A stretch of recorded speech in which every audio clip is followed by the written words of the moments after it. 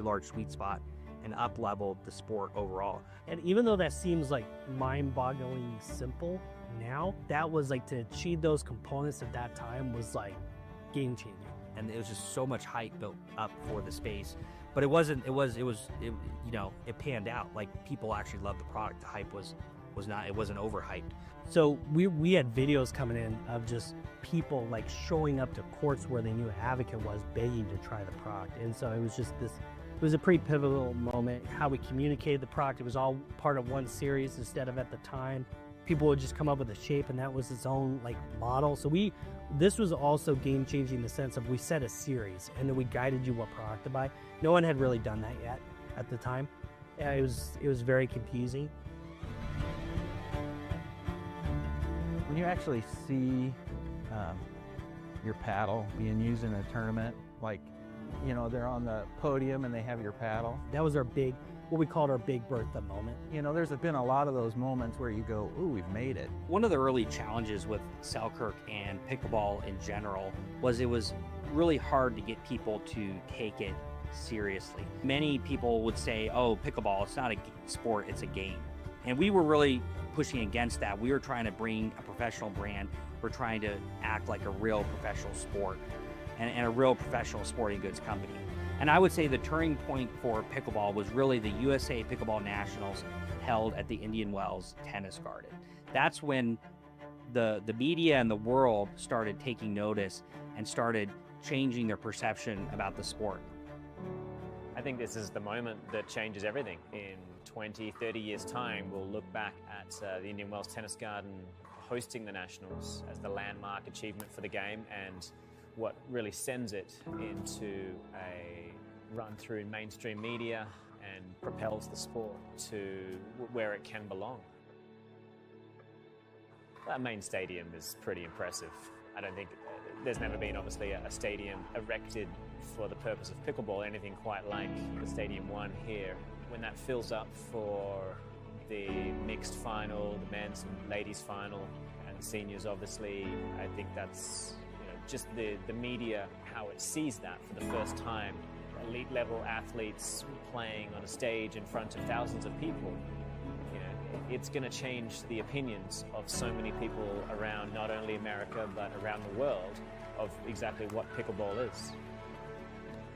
I think it's big. After the first pickleball event at the Indian Wells Tennis Garden in 2018, that was the real inflection point for pickleball entering into the world stage. So in 2017, we had the AMP launch, which was the most successful launch in pickleball up to that point. 2018, we had the Indian Wells Tennis Garden event, and pickleball really started taking off. And then 2019, we really felt as a sport and a brand, we were hitting our stride, and it just looked like up from there. But then 2020 came, and something nobody could have predicted happened.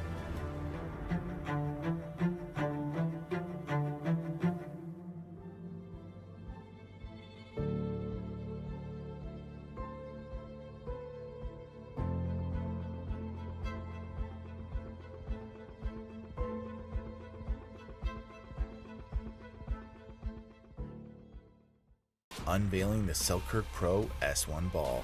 A decade of innovation, now in every game. Consistency, durability, and performance in every shot.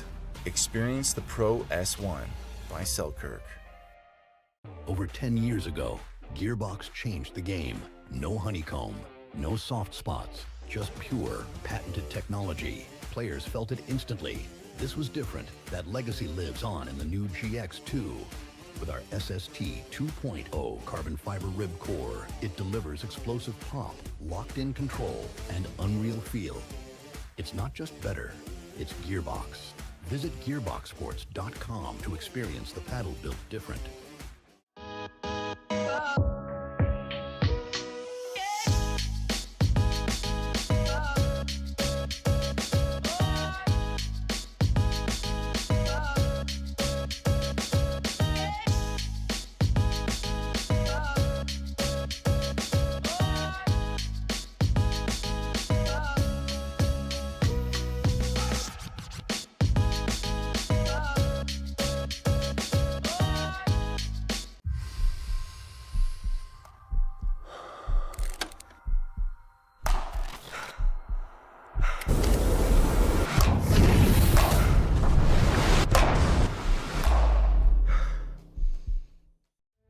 dropped like 70% like overnight. Like literally woke up one day and it was like off a cliff.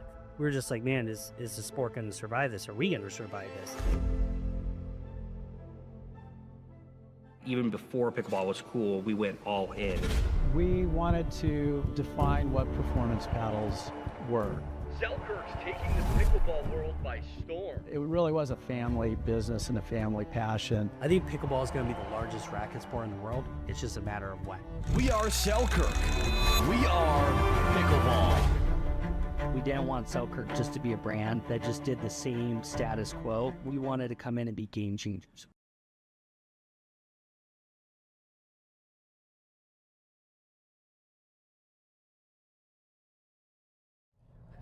I don't think we ever had a time where we were like, give up. It was never, I mean, there were some scary times that were kind of like, man, I wonder how this is going to work. COVID was probably the scariest. Right.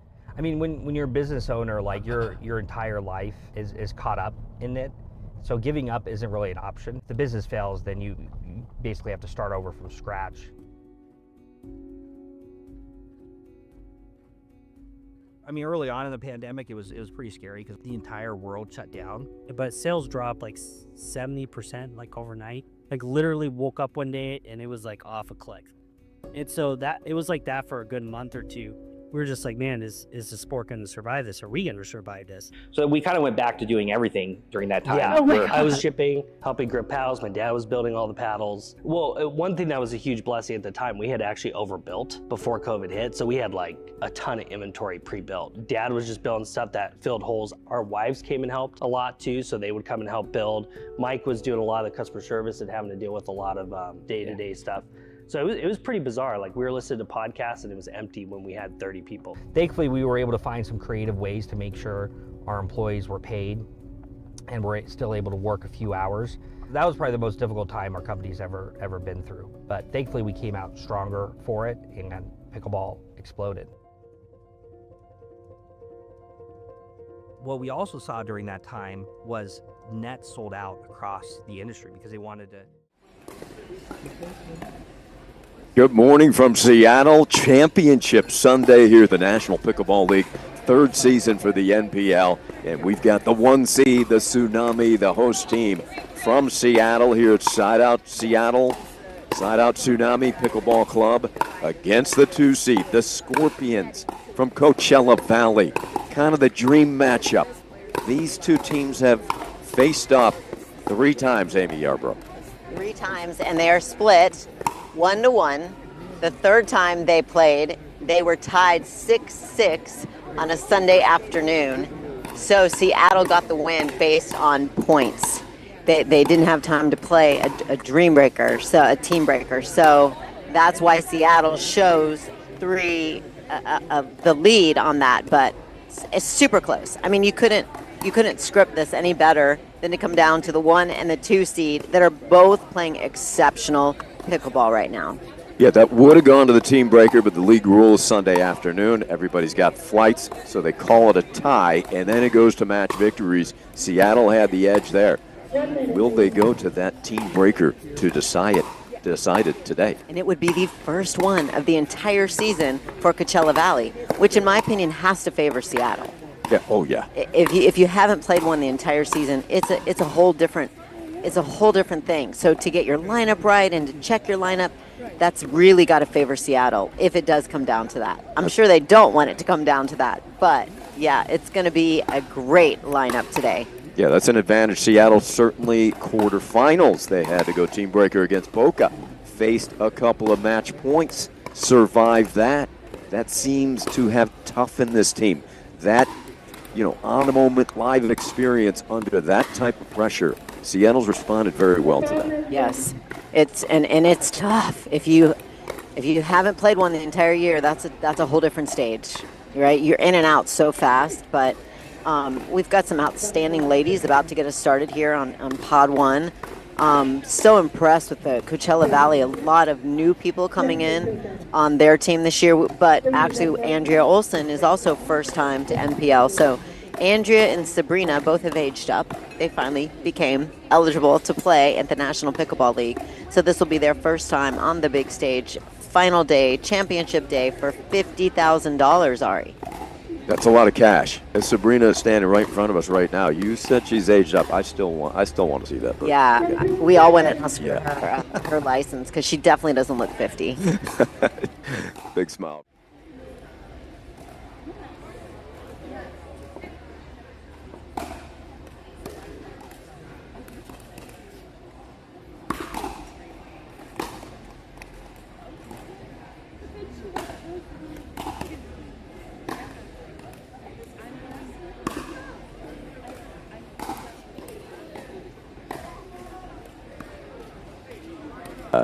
One of the brightest and stars in the league, and we're going to get a look at her as we bring it courtside here. Championship court and a beautiful setup here at Side Out Tsunami with the comfy chairs, the VIP seats, as you will get a look there, and also bleachers here to the near side, and we are ready to roll here. The first ball will be put into play. Coachella Valley and Seattle, Stacy Zielinski. Sabrina Gilbo. And that lands, no hesitation. Let's get into a firefight right away, Amy. Yes. And we've seen Andrea play multiple times on center court this weekend. We know that she loves her backhand. She's even going to run around her forehand to hit a backhand. And Zielinski with the overhead. That's set up by these smashing out of the air from Gilbo. Yes. They complement each other well. They do a very good job of trying to set the other person up. Second place finish for the score. Being 14-6, 140 match wins, 102 losses. Seattle 17-3, 150 match wins, 94 losses. And Seattle, as you mentioned in the open, Amy, 3-0 coming into this event in Team Breakers, and they've won one here already in the championship weekend in the quarters. They had a close one just to get here. I mean, just to get out of round one. Boca gave them all they could give them.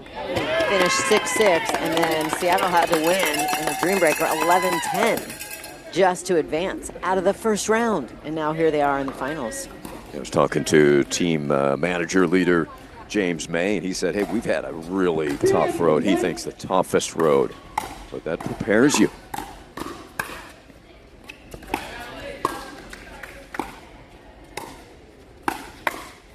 Consistent attacking from CB Lee.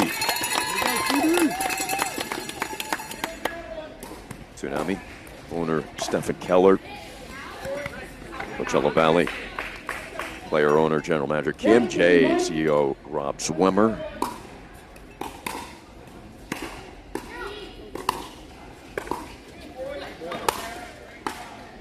Ruth Ann Papa and Zook Finsfall.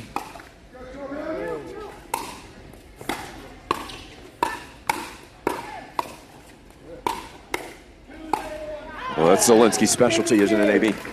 That was a good low ball that she took pace off. She didn't just kill that, she dropped it, and so CB was expecting pace, so won her at rally. Good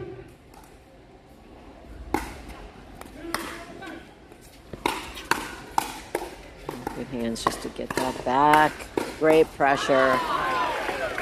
Big stand to the kitchen line. Stacy Zielinski's such remarkable hands. 21-16 on the season. Softball star at Cal State San Bernardino. Women's travel hockey. Big-time player out of San Diego.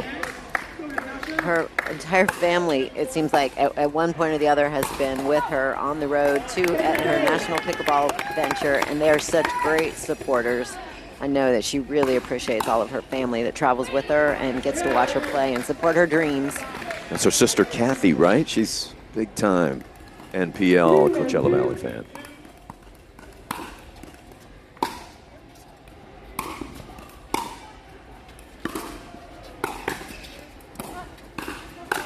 Yeah. Stayed in.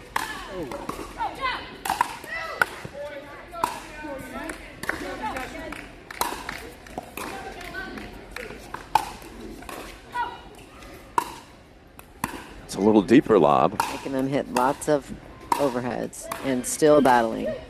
Oh, and that's that tricky one where you all of a sudden you look to play a little offense moving forward after being well behind the baseline. If this continues, Ari, the secret is going to be which team can get off the baseline and get up to the net. Both teams, all the ladies are doing a great job of keeping their opponents back when they're the serving team. 1-3-1. Gilbo attacking. Phenomenal fourth ball right there. Nice reset by Zielinski. A little off balance there, off of the drive from Olsen. Sabrina Gilbo out of San Jose, California, played tennis at USC. It really excelled at all sports, tremendous athlete. 26-14, her season record. She moves so well. Very fit, very athletic, and just really good footwork. 2-3-2.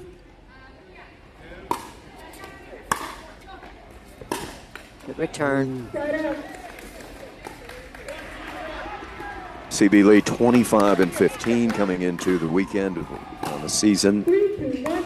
Youngest of 5 growing up in her family in Fort Wayne, Indiana.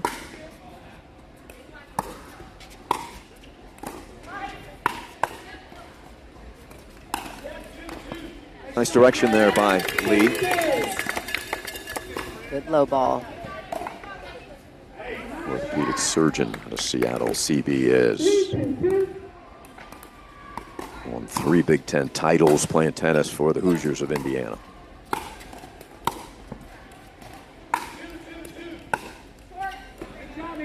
Good overhead. Her partner Andrea Olsen, superb first season in the NPL, 25-7. The Hungarian who played tennis at Washington State. They get to play and practice together because they live in the same area, which is such a huge advantage. Gilbo, such excellent timing. Great attack.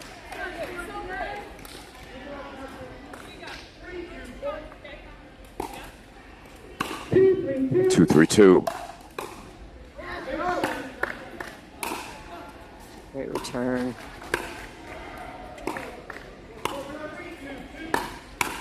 Pushed just deep, and we're tied at 3, and the Seattle fans react. The crowd here already.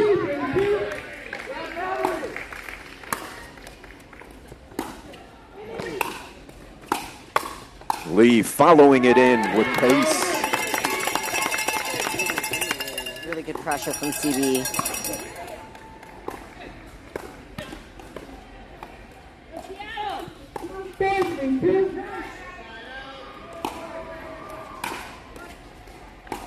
Tsunami have captured the lead.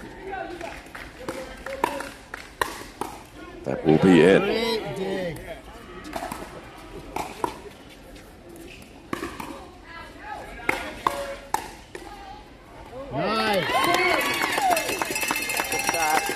Good control of that point by Seattle. Largest lead of the match for Seattle, 5-3 on 2. Zielinski's got such great control, pinpoint precision. Scorpions with the serve, 3-5-1.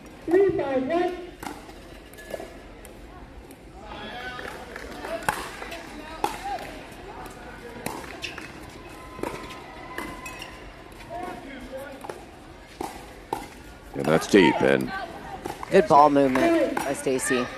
Sabrina Gilbo, Amy, you feel she may have the best serve in the women's game here? Let's have a look. Do. She goes big, really goes for it. Typically creates a short return.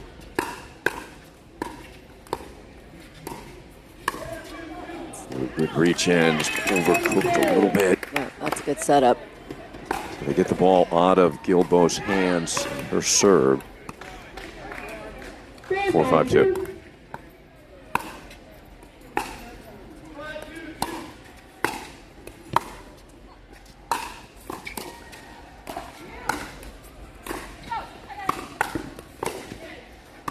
That'll be deep. They defend the overhead very well, Coachella Valley. Between the hands of Zielinski and the speed of Gilbo, have to get it by him.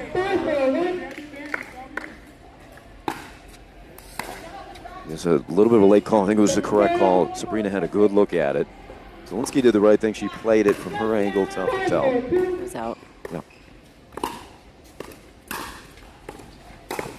No doubt about that one. That Sales slices wide.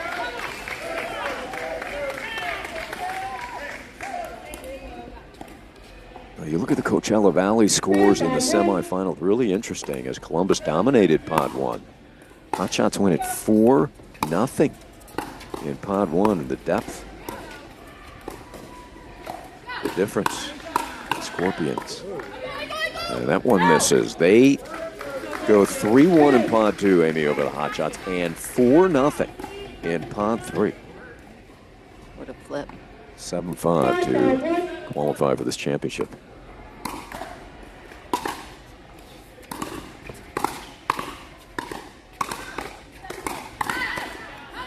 You called it, Amy. Who can get forward? And that time Coachella Valley is stuck in that mid-court zone.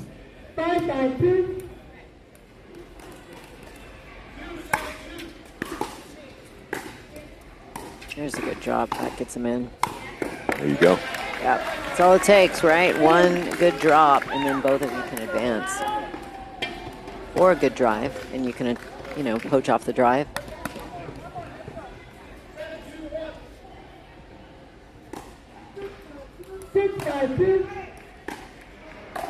6-5-2 there. It's just really unloads, gets low, and so much drive into that serve for Sabrina. So Seattle gets the side out.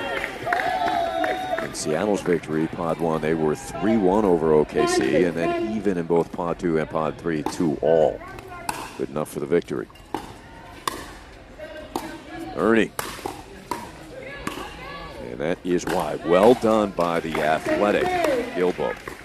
And to keep her feet out of the kitchen, that's not easy to do. 5-6-2. And Sabrina, she's got good length too. You don't realize it until you stand next to her. They definitely have the height advantage over Seattle in this match.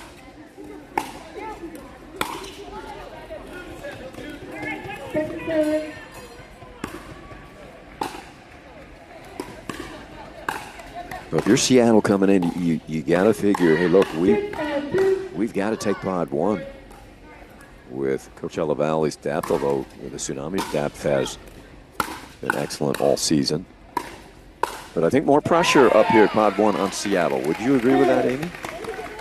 Oh, that's a tough call. I feel like both of these teams are very deep. Yeah. That's been Seattle's.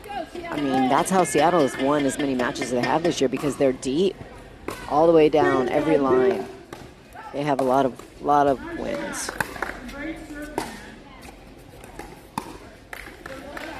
Inside in, that's not a high part of the net. Not an easy a drop to make. 5-7-1.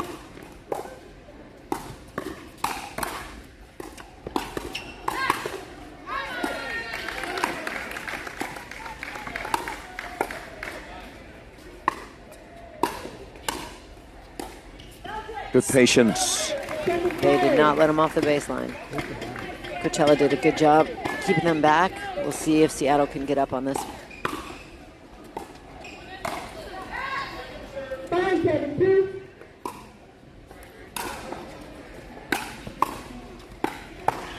Nice attacking by Lee. She's doing a really good job of coming in hot off of her thirds. And just putting a lot of pressure. Lisa Hageman, our official for this one, 6-7-2. And I kind of caught the handle. Sabrina looked glancing down at her paddle there. The jam shot, huh? Happens.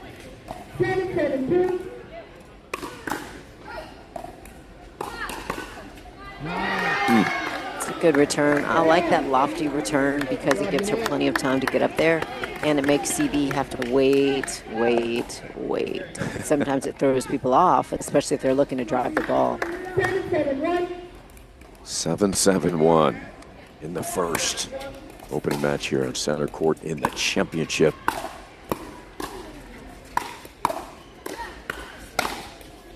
Seattle was going to hit a lot of overheads in this match, and down to Scorpion, that got lower than CB thought. Great defense by Coachella Valley.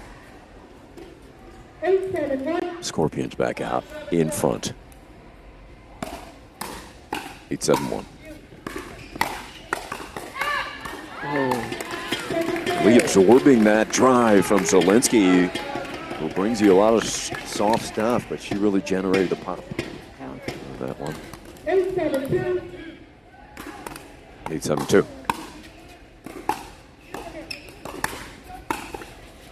Good drive. This time it's Gilbo. Just caught CB a little. She wasn't quite there yet, and she's still moving. 9-7-2.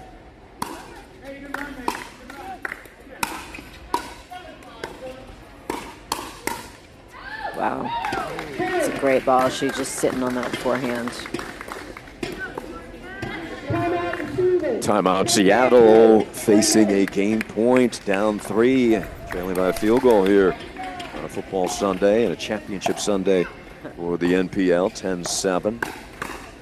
We mentioned Kim Jade, who does such a sensational job leading this team as a general manager. We don't want to forget her husband, Director of Development, Andy Banikowski. Winningest women's volleyball coach of all time. He's got over 1,100 victories in his 43-year tenure. That's amazing. Coach UCLA volleyball, and part of every aspect of the U.S. Olympic volleyball program. Just a quick look around. There's a Pod 2 women's match going on behind us, and that is at 7-5 with Coachella Valley leading. And in Pod 3, it looks like Seattle is leading 9-8 in a super close match.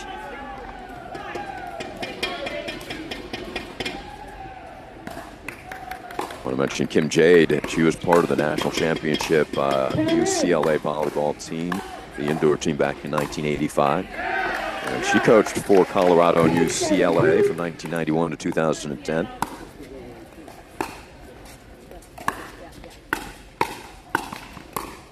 Well, that's quality from Lee out of the timeout. Timeout, side out.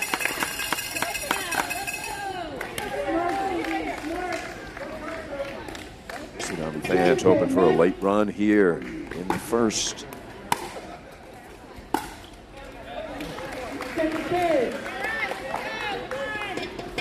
It'll have to come on Olsen, sir.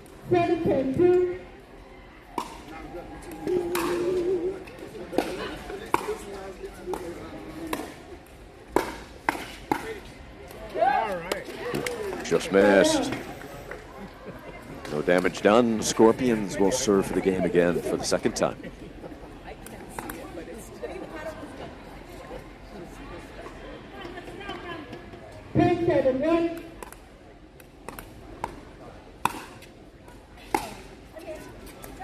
And that just long, and that'll do it. 11-7. You think that as a player to miss that last point with a return error. That's tough, and it happens to everybody. But what a great performance by Coachella Valley. They came out very focused. They have a game plan, and they stuck with it. I was very impressed with all of the defense and the returns. There were a lot of overheads hit, in my opinion, by both sides. But even more, I think, by Seattle. And Coachella was able to just dig them out.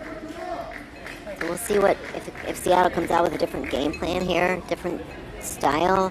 I will be surprised if they don't try to go to Sabrina with some more dinking and some more slower pace.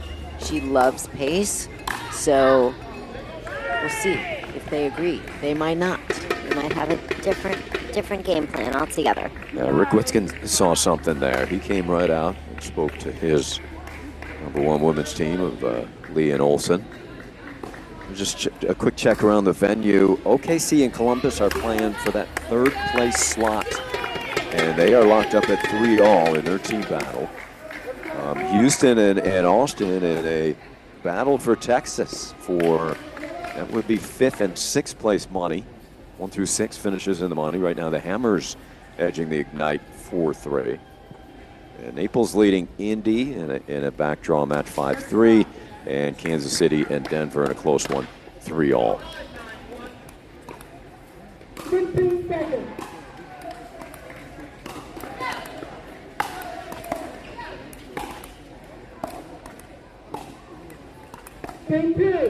Pod 2, I'm still showing 5-7. Let me refresh that, see if we can get a more updated score.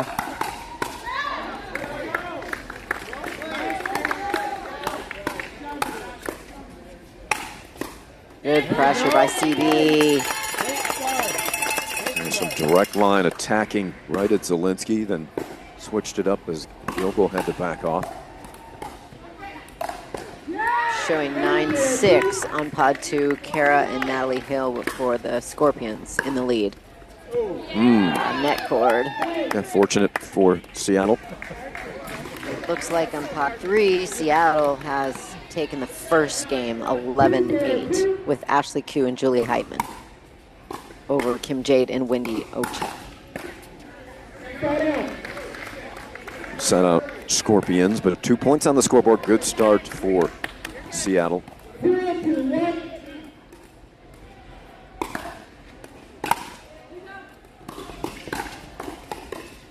Gilbo.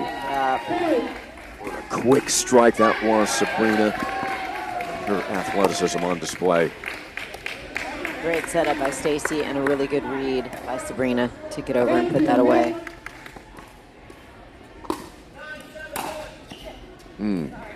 It's happened a couple times, that slice off CB's paddle. 2-2.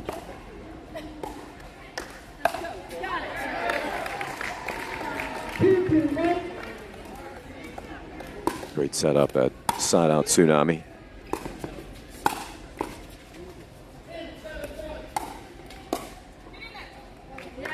Good patience there, CB taking it off the bounce. Good pressure, way to keep them back.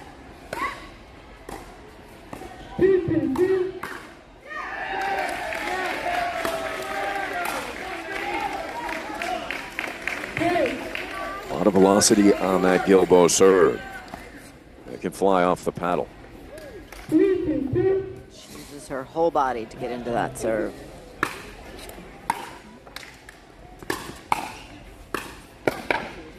And that is too good. What a sequence by Sabrina. Yeah.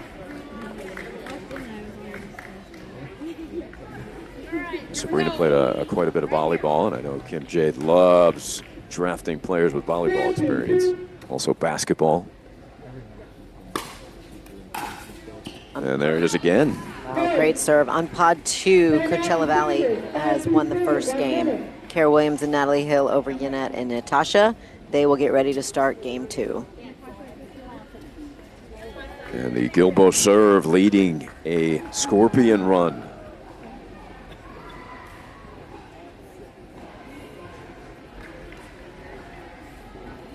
So a nice start for the Tsunami in the second. Amy, they capture the first 2 points, but now it is a Scorpion 5-point run. And that forces Seattle to use this timeout early here, regroup. Gilbo serve, taking advantage. She's got some points right off of the serve. She's also got a short return, which she followed in. Yeah, they're having to decide where to return right now because when they return to Stacy, Stacy's got a very good drop shot that Sabrina can then go poach. So they're choosing to return to Sabrina, and she likes to drive it and follow her own drive and poach off of her own drive. So we'll see what they determine here. 5-2-2. It's a good ball. I was just thinking deep middle, and that's exactly where she put it. An important timeout side out for Seattle. They have to have this second after Scorpions take the first. Good ball, good deaden. Just dropped it.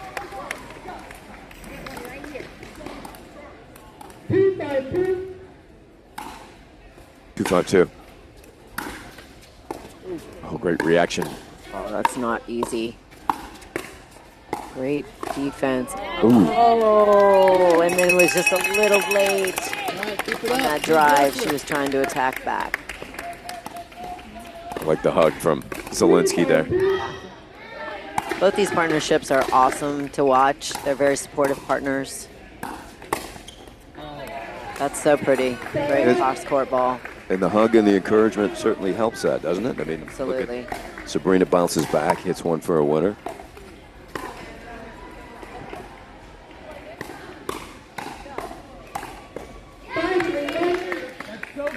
Five through one.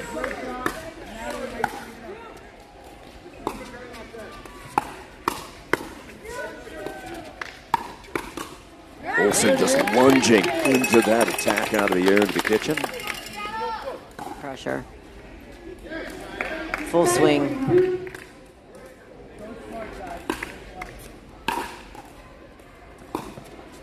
Another good drop. And she follows it in herself. Wow, how did that get I back? have no idea. Wow, great hands by Stevie.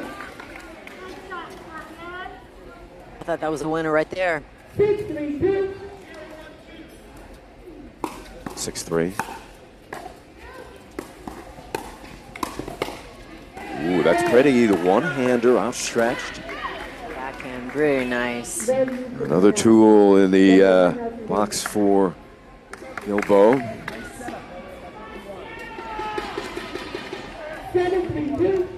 It's a 4-point advantage.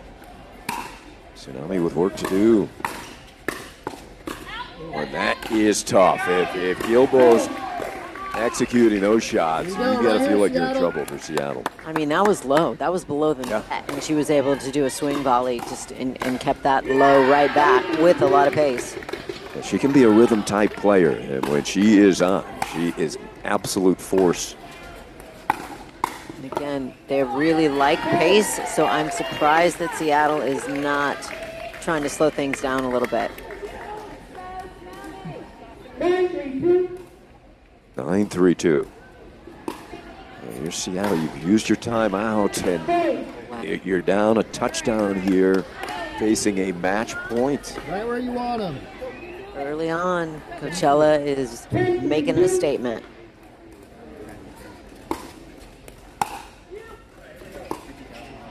Another good drop. It gets line, and that is it. What a match. Great play by the women of Coachella Valley, Sabrina and Stacy. They had a game plan, they brought it, and they executed it really well. Congratulations, Coachella Valley. Big time playing by Zielinski and Gilbo. 11-7. They fall behind 2-zip in the second. They get on a fierce run and wrap it up 11-3 in rapid pace.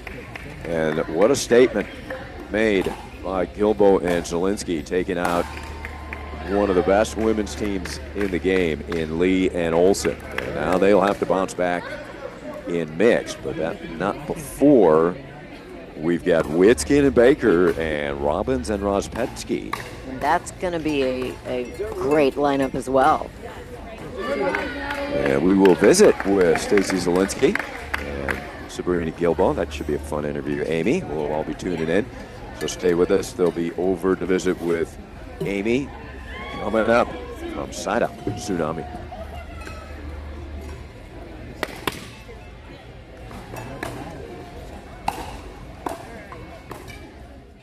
That was a huge blessing at the time. We had actually overbuilt before COVID hit, so we had like a ton of inventory pre-built. Dad was just building stuff that filled holes. Our wives came and helped a lot too, so they would come and help build. Mike was doing a lot of the customer service and having to deal with a lot of day-to-day stuff. So it was pretty bizarre. Like, we were listening to podcasts and it was empty when we had 30 people. Thankfully, we were able to find some creative ways to make sure our employees were paid and we're still able to work a few hours. That was probably the most difficult time our company's ever been through. But thankfully we came out stronger for it, and pickleball exploded. What we also saw during that time was nets sold out across the industry because they wanted to, play something with their family in their backyard or in their driveway. At the end of the day, that's what pickleball is. It's to have fun and enjoy and be healthy and active and social. So nets sold out, and we saw this flood of beginners come into the sport. I remember the first time we told a friend that we were in pickleball, and they're like, oh, that's the sport that all the young people are playing on Instagram. And I just thought that was interesting because it's like, it's the first time I've heard someone characterize pickleball that way. And then it started becoming more of a social media sport, and you started seeing a lot of influencers getting in it, to a lot of celebrities, and it just took off. It took a while for it to become successful and keep growing, but we knew the sport that had passionate people and people that really were the evangelists for the sport. So if you play pickleball, you were always talking about pickleball, you were sharing with others, you're trying to convince others to get into the sport. It's a really neat cultural element. What we're seeing now is tons of people are coming into pickleball because it's opportunistic, especially in 2020 when it blew up, when money was cheap. We saw tons of brands coming in with investors. But even as more and more competitors came into the game, we always stuck to our roots and kept pushing the sport forward through innovation.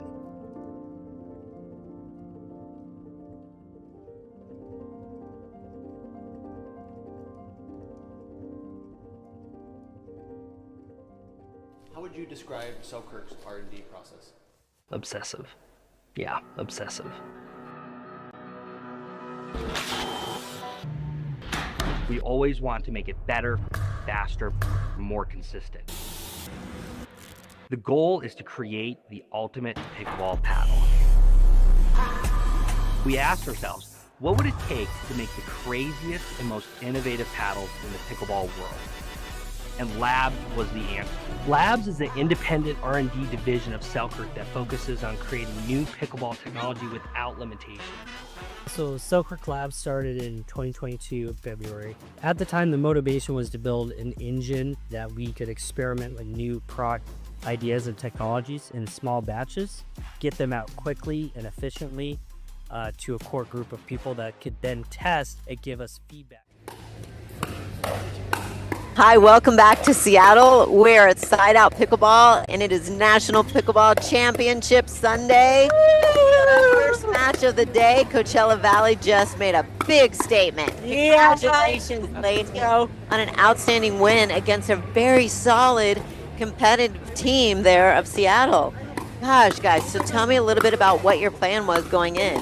Go ahead, Sprita. I mean, our plan was to be us, to play each point one at a time and just connect and have fun. That was really enjoy the moment, enjoy the experience, and just play free. Yeah. That's such great things to focus on because we get so nervous, and when we get nervous, we get tight. So I love that. And you could see that you guys are doing that, just supporting each other, play free, encouraging each other. That makes a big difference, doesn't it, Stacey? Yeah, just we had some conversation, and Andy told us it's okay to have butterflies. That's a good thing. So our butterflies turned into just something great. And Sabrina and I just been building chemistry this season, and it just feels like when we connect each point, when we have that conversation, just look at each other and we keep going, I just feel keeps us grounded. And we've been working on we used to be let's get this game, and now we're let's get this point. Yeah. Point at a time, and we just keep grinding. And it's just, and Kirabeth, and she's, both of those girls are just super amazing. And to be on the court with them and against them, it's just it could go either way, right? It's just what it is. And that's pickleball. Pickleball is such a dynamic play. Well, you guys were dominant with your game plan, and I feel like they didn't really adjust. You did a great job of setting each other up. It was really a matter of who's going to get to the kitchen more. Yeah. And I feel like both teams have excellent fourth balls that are able to keep the opponents back. But Stacey, you dropped some amazing drop shots that allowed Sabrina to go in and poach. And then Sabrina, you had some great drives that allowed yourself to go in and poach, forehand or backhand. So I felt like the third shots were a big difference because you guys were able to get into the net. Yeah. And I think that's our strength is I love setting Sabrina up. take pride in working my partner in and letting them have that put away. And Sabrina can trust me that, most of my drops are going to work out. And her drive, I'm working on let's get in on that one too. So I think our dynamics are starting to flow really well together. Yeah, we're finding our court positioning, and I think we both enjoy playing defense too. So we're okay, and we trust each other. Like, if it's not perfect, it's okay. We're still in the point. So the defense was amazing because you guys had a lot of defense from the baseline when they were doing a good job of keeping you back. Which again, I felt like all 4 of you are so talented and such great players, but that was really the difference. Was you two were able to get into the kitchen a little bit more than they were, which is how you put points on the board. I think for us, we took a little pace off. We talked about they like pace. And they're both good at pace, and I think we had to take a little pace off to get ourselves into that kitchen, into that position. Yeah, but I mean, they had some good runs. Like in the first game, it was like, okay, let's buckle down. Let's, some long points. Yeah, for sure. I actually was surprised that they didn't figure that out with you guys because you guys like pace, and I felt like they kept feeding it to you, and so I really thought they would come out in the second game and change that a little bit, but. Sometimes you have to go with your style and you have to play your game. Yeah. So, that just maybe might have been like they played really well yesterday by just being very offensive and attacking. It just wasn't the game plan against you guys. Yeah. Congratulations, Coachella Valley. I mean, seriously, great statement to go out here. I know you want to go and cheer the rest of your teammates on, but thanks for coming and chatting with me. No, we appreciate you out here. We appreciate all of your positive words and encouragement and stuff. And it's been an amazing experience. And I mean, like Seattle, Andrea, and CB, they're amazing. And we had many battles with them throughout the season. So yeah, we've had many opportunities, right? Yes. Yeah. So awesome. We started this way at our opening. Okay. Down in Palm Springs, they came to our opening exhibition game, and it was super fun. And then to be on the championship court with them at the end of the season, pretty dynamic. Yeah, that's awesome. And you guys actually have come down to where the last time you played them, it was 6-6, but it was a Sunday. Yes. So you didn't get to play the dream team breaker. Yeah. I say dream maker. Yeah. So, I know you guys really don't want to go there today, and you want to have a statement. So you did. You did. Congratulations. Thank you. I know you want to cheer your team on, but way to go, ladies. Thank you. Hopefully we'll see you back here. I can't say that. I may see you back here after your mixed matches. Right. Never know. Yeah, great playing, ladies. Thanks, Amy. Thanks so much. I told my daughter I'd give her a shout out. Out for the day yesterday, and I really appreciate her coming out here and that's amazing. Giving me some. What's your daughter's name? Isabella. Yeah. I know you have family here as well. I have family here. My twin sister traveled. My nephew, my older sister always travels. My daughter, my youngest daughter. But I have a ton of family and friends watching at home. So, guys, thank you for your support. This is what it's all about. Watching, but I told her. Amazing. So cute. She had to go home for soccer. Sorry for stealing your time. No, it's your time. And we will be back live with an outstanding men's match. You guys have a prediction here? Oh, our boys all day. Our boys. Let's go, boys. Where do they have the advantage? All these guys are amazing. Our boys just, and the funny thing is they're both lefty-righty combos on both sides of the net. Yep. That's gonna everybody is super athletic. Yes. Right. Our team has more collective length. Yes, you have the height advantage. But Brian's super fast, runs down balls. Brian. And it's just, I think it's the same thing. It's which team's gonna lock in? Yeah, okay. Which team's gonna lock in? That's what I agree. But let's go, boys. Coachella's let's locking in. Let's go. Okay, ladies. Now I do have to let you go. We're gonna get to center court. All right. Enjoy. Good luck the rest of the afternoon. Thank you. We're kind of coming out of the whole era or on the tail end, hopefully, of where paddles were being built to perform, and how they performed better was basically breaking down, and then they would have a higher performance in a way and last, X amount of months, and even to the point where some brands are selling paddles that they literally are. Let's go, baby. You ready?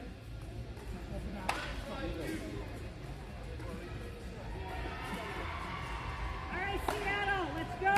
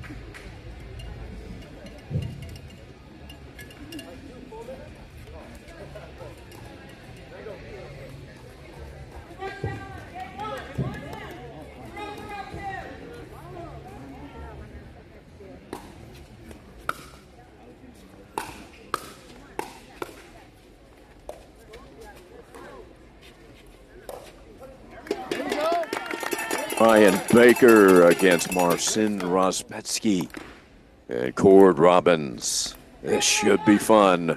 We're tied at 1 win apiece, Amy. Yes. In the team battle. Pod 3 women for Seattle took a point, and Pod 1 women for Coachella Valley have gotten a point. And the Pod 2 women are locked in at 1 game apiece, so they're just about to start game 3.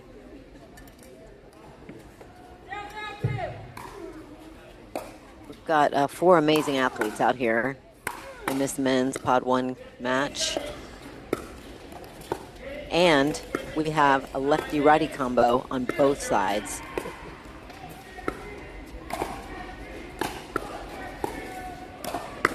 It's 2 very different lefties.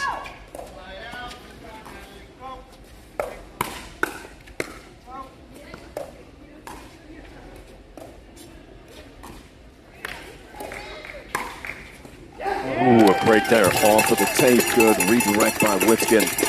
Rick Parsons reach. I tell you, he was at elite. I mean, the guy's obviously one of the best players in the world in pickleball, but he was at elite level yesterday. It just, I mean, his conversion rate was like 99%. Yeah, I haven't seen him play any better than he was playing yesterday. Great hands by all these guys. Then finally, Rozpetsky able to finish. What a firefight. Rick with a big smile on his face, just nodding his head. Yes, that's what it's all about.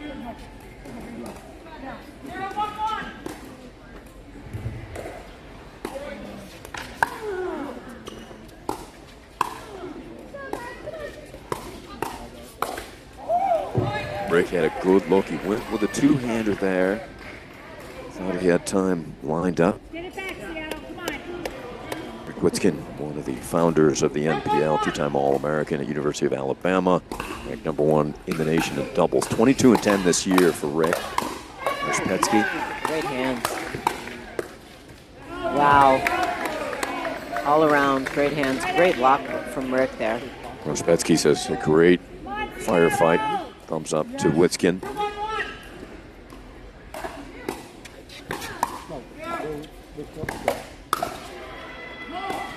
Good lead there. Robbins also was going to go for it. He sensed that was going to float long and let it fly.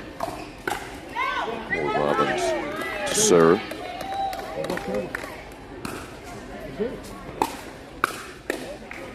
Rozpetsky with a little. So Rick got the first net cord, but Coachella got that one. Marcin Rozpetsky, 25-15 on the season. Polish Davis Cup star. Played his college tennis at UCLA. #1 pro player in the world in pickleball from 2015 to 2017. Mainly singles, Amy. He was 72-2, his singles record. Only defeats to Kyle Yates and Daniel Moore. That's it. Oh, and then he had some major issues with knee surgery. Yeah. He was out for years. Had to battle some infections. Ooh. That happened when he had his knee surgeries. That's scary. And now they have a tennis academy that they run, he and his wife. Rick goes lefty. Baker is a lefty. Rick goes righty. Oh, and then another net wide, yes. Yeah, Rozpetsky, he's got a high-performance tennis academy out in Palm Springs, California.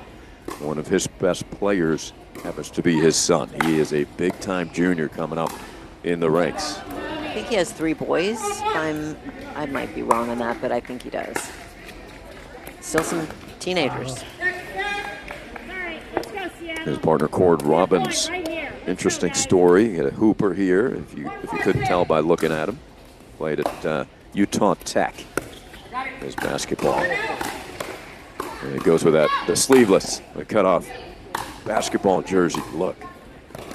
I'm not sure if that was in or out, but too close to call, so it goes in. It's an in ball if you can't call it out for sure.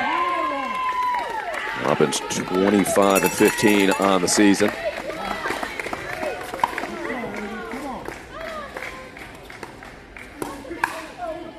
That's a good look for Witskin. That was just a slow little flick, and so I think it caught him off guard. Yeah. You know, change of pace can do a lot of damage. Gord Robin's a big dude, but he plays a lot of soft stuff. He's got exceptional hands.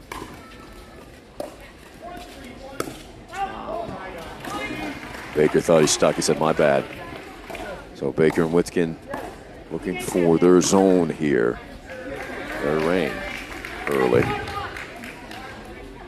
So I talked to Baker a little bit yesterday when I brought this out, but because he's not as tall as anybody else out there on the court, it actually really changes things. I mean, those two guys are hitting down on balls that he has to hit up on. I mean, it's a big difference when you have that height.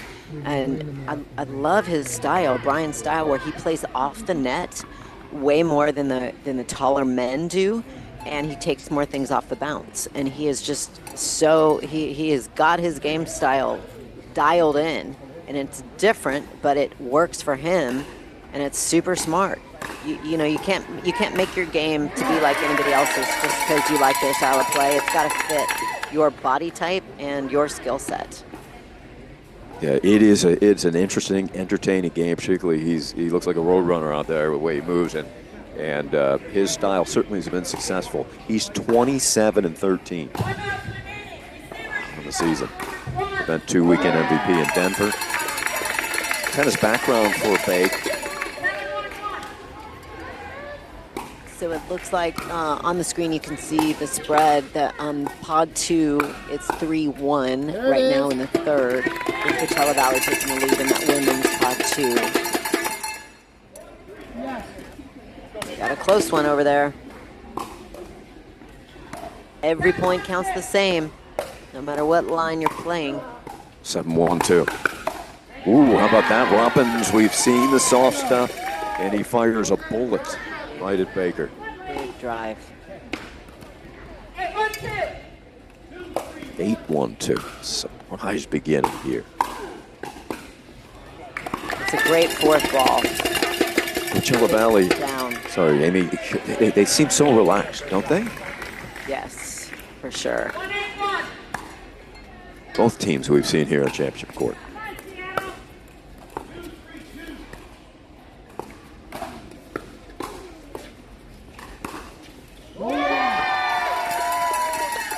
How low both of these guys are getting to put that slice dink. Wow, that's a great setup. Marcin, he changed direction, went to Brian's backhand, got a little pop-up, and is able to put it away. Petsky, just watch his footwork, his split stance. He's always balanced. And Witkin probed down the line. Robbins up to the task.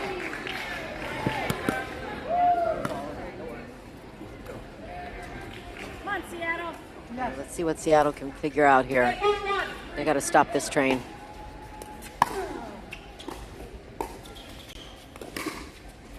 We got backhand in the middle for Seattle.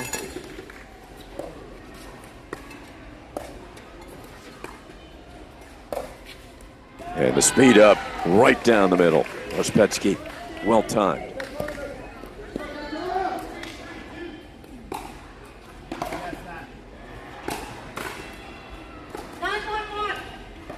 Looks like Coachella Valley has found a spot. Seattle's got to figure out how to close that middle. Great hands by both teams. Oh, he had it, just overcooked it a little bit. Scorpions, a statement here in game one. They're trying to finish it with a game point.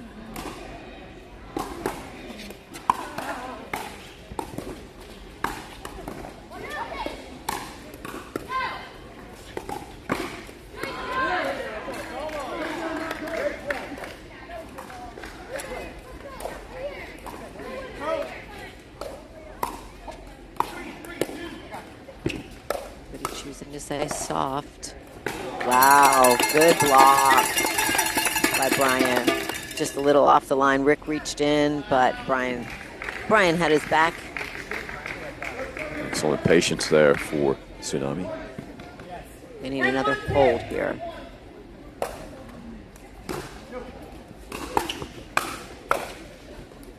That's in.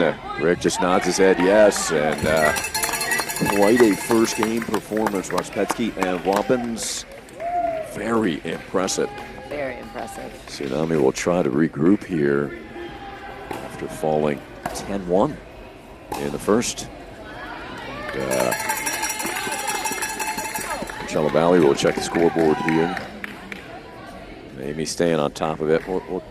Looks like it's 3-3 over there with the women's Pod 2 match. They're in a really close one. You've got Kara Williams and Natalie Hill taking on Yannette Brister and Natasha Linton. And right now, overall in the team battle, it is officially 1-1. Third place battle between Hot Shots and Punishers, tied at 4. Excitement through the venue here. And Houston and Austin battling it out for 5th place money. The battle for Texas Hammers leading the Ignite 5-4, and also Naples looking for a victory. The undermanned team really banged up, unfortunately, Bob Stroman and his team. John Sperling and folks battling away there for Naples, leading 7-3 over Indy. And the other matchup this morning, Kansas City, with a 1-match lead over Denver, 5-4.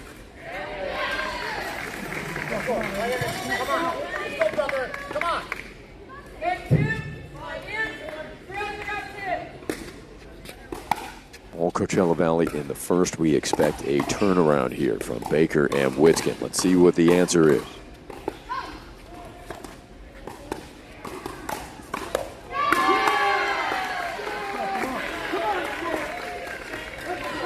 Well, to stand there by Cord Robbins, just cool and compose the long lefty.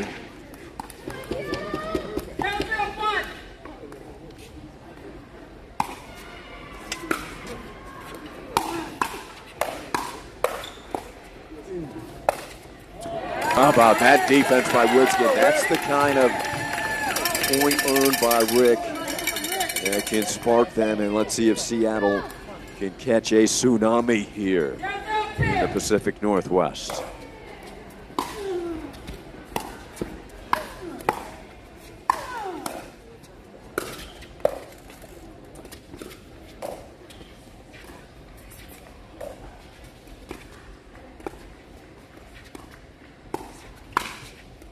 Witskin pegs Robbins. Nice sneak attack as Rick apologizes.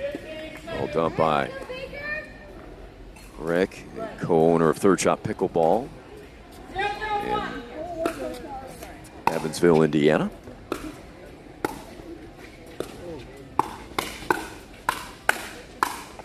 And Witskin again, and Rick getting involved. Oh, he's going to assert himself big time.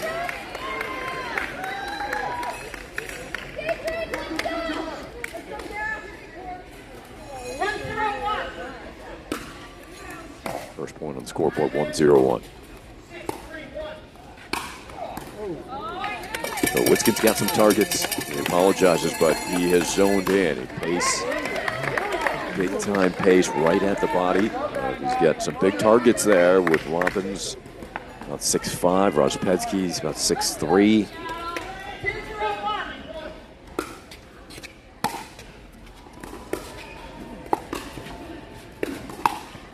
Yeah, Bake. He's seen him pull the trigger on that two-hander. He holds it and then whips it.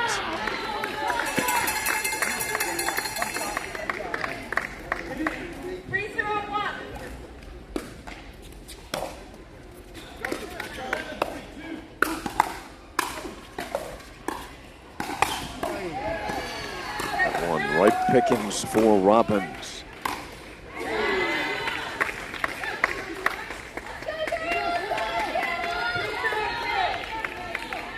3-0-2.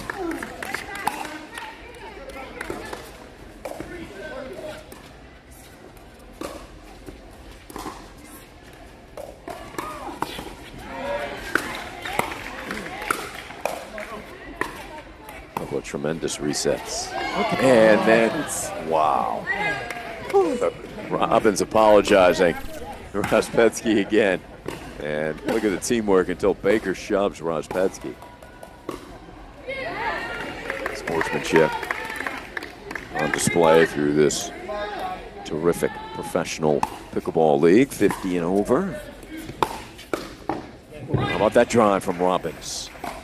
Big and dipping. Yeah, and you don't know when it's coming because he, you know, I'd say 2/3 of his shots are drops and speed stuff. Yeah. Okay, Coachella Valley is in the lead over on pod 2 for the women, 7-4. Baker can't believe that caught tape. He thought he had it clean.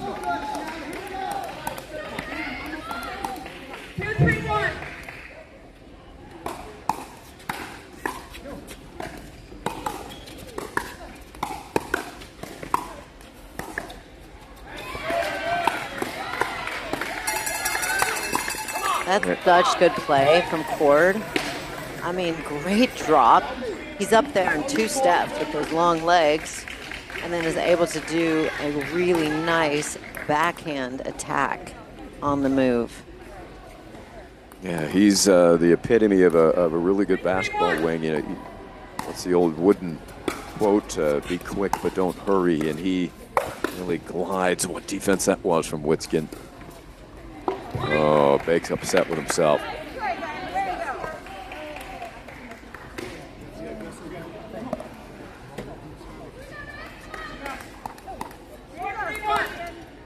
Coachella Valley with a response here after Seattle jumped out 3-0. Scorpions up 1. Oh, what a wow. Look at the save by Rozpetsky, and Robbins is there. Still going. Oh my gosh, I'm so impressed with these guys and their D. Yeah, it's smart by Witskin. 8 point by Rick. He hit every corner, every line of the court, and then he figures, I just got to go aim right at him. Outstanding defense and teamwork, really. I mean, they know who can get what. I feel like Cord is the backup, right? He's just there in case Marson doesn't get it. A reliable backup, huh? Right. It's a great shot by Rick, deep middle. You really can't go wrong with that ball right there. That's a perfect target. Yeah, good punch put away with volley by Rick. 3-4-1.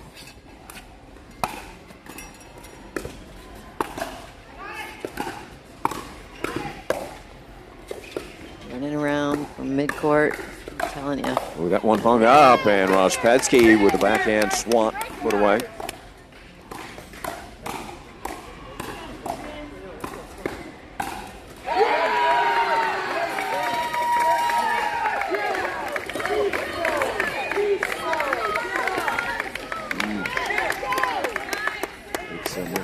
In this game that'll frustrate him. He's a bit of a head shaking going on from Baker. He'll bounce back. Yeah. They're definitely working him.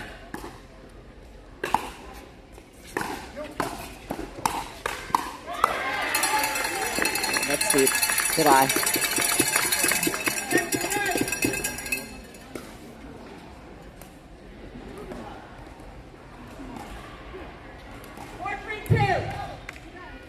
Or 3-2. Seattle's got to have this second game after an 11-1 first. Oh, yeah, because he called it out and Cord hit it, but he hit it for a winner. Rozpetsky asking for some noise from his crowd. 3-2, they're taking the lead. Oh, that was hit so hard it deflected deep. Big time drive by Robbins. He is really zoned in, Cord.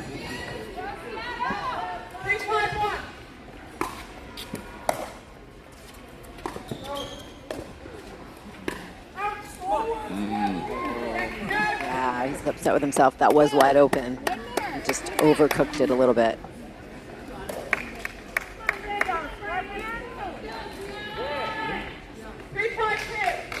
Three, 5-2.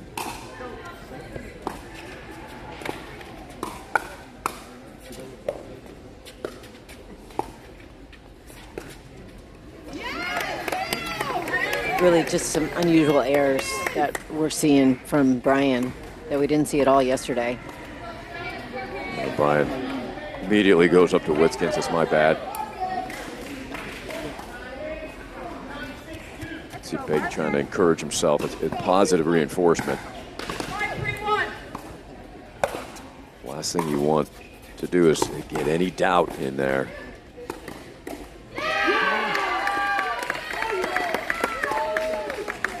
It's really hard to make those two guys have to catch a ball off the ground because the Coachella Valley can hit everything out of the air. Their reaches are so tall. That's a good point. Great job to get his body out of the way. Robin's also one of the best Ernie executors in the league. Oh, Lee, that's such a good shot by Brian, and it's back. There he finished one. That'll help the outlook for Baker. You see him bouncing around. But you see how far off the line he has to be in order to hit down and attack that ball, where those two guys can stay at the line and lean in.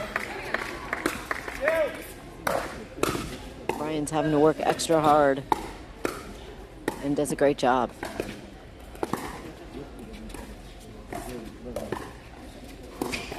Tander eludes Robin's Ernie attempt. And that one got the wrist. Yep.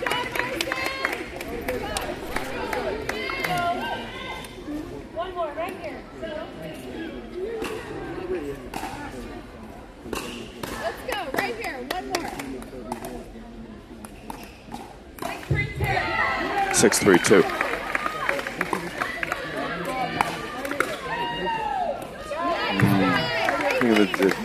Kind of hesitant to mix up of who was going to take that ball. And that Bake caught it late. It is now 7-3-2.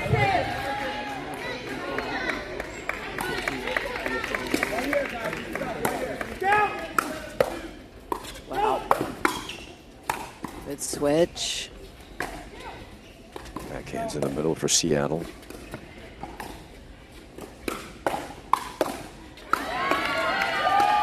And Baker leans into that put away. There's their superpower. Let's see if that will light them up a little bit. Let's get some more of those.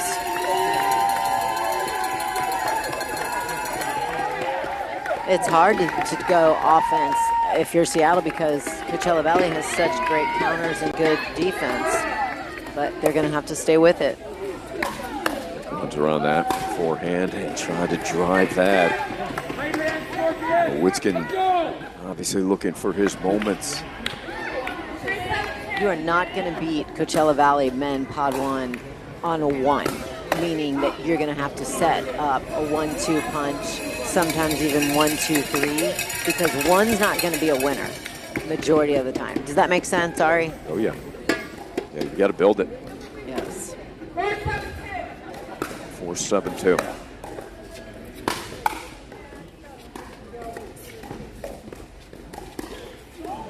Rick went for the lefty, speed up, and now it's Whitskin looking for those channels and maybe trying to do a little too much early, Amy, as you said. I think he's trying to look for too many 1s, and I want him to set up some more 1-2s.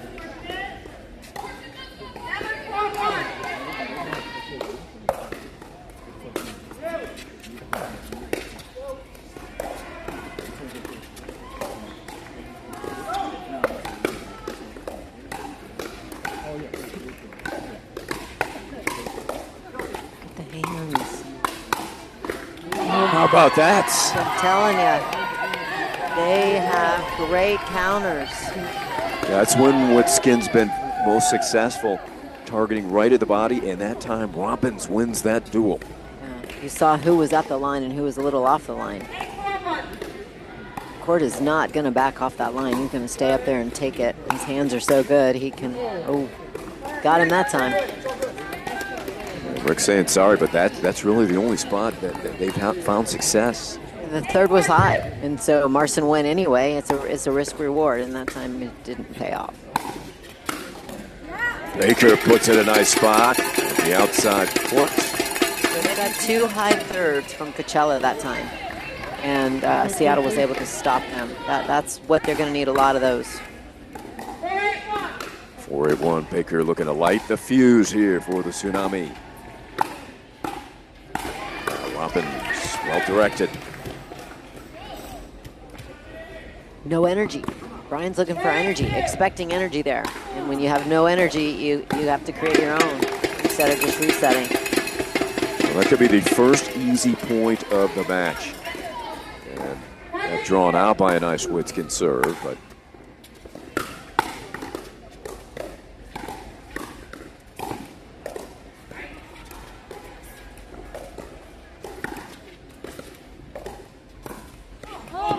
That's pretty. Clever.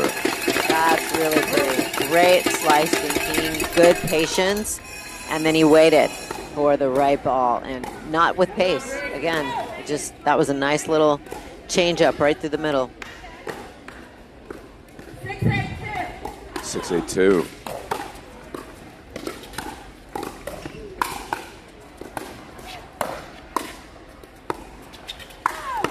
Great. Witskin attack, straight arm delivery. There, they're getting a little momentum going. All right, we got a timeout by Coachella Valley. I think that's wise because Seattle is on a roll. They're feeling it. They're getting pumped up. Best rhythm they've had in this match, and within one. Remember, Scorpions all over this Tsunami team. 11-1 in the first. They led it 8-4, 3 up on the scoreboard in a row for Seattle. And we'll take a look at the team battle. So Coachella Valley won that women's Pod 2 match in the third, 11-7. That's why they lead 2-1. So 2 victories on the women's side, Pod 1, Pod 2. And the Scorpions on top 2-1 in the team battle. OKC's taking the lead over Columbus for third place, 5-4. Austin and Houston battling it out for fifth place, locked up at 5. In the men's Pod 3, Seattle is off to an early lead. They won the first game 11-2.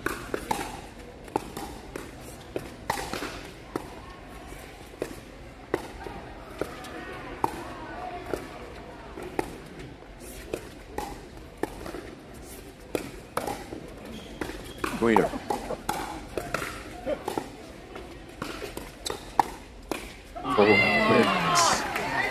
Cord read that like a book.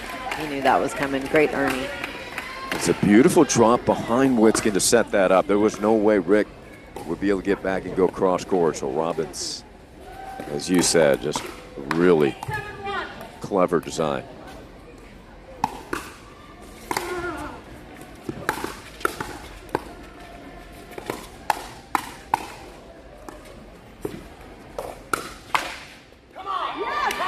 Paddles collide, and somehow the Scorpions get it done. Got through. Come on!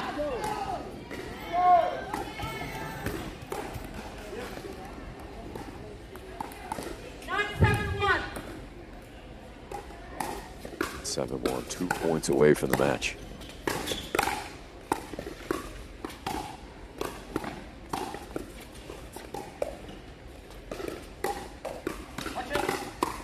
ATP defended again.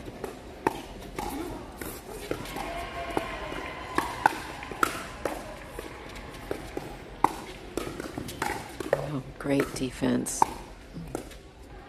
Oh, so close. Witskin just nodding his head, gives Baker a pat on the back and the head, and man, at some point you do, it's some head shaking at the performance by the Scorpions here. So Seattle will take their timeout. They trail 10-7. They're going to have to fight off multiple match points here, Amy. Yes, it's not an easy task. I do feel like they're playing a lot better in this game. They're being a little bit more patient, figuring out some good patterns, setting up some more 1-2s.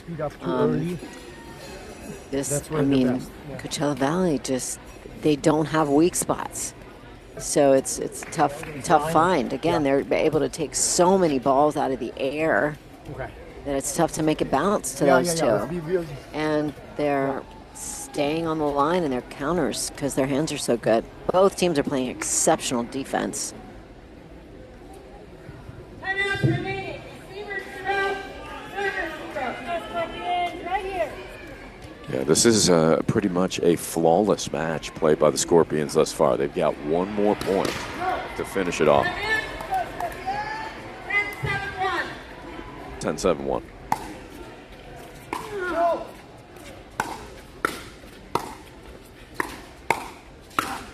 Baker with a timeout. They survived one match point. Really good.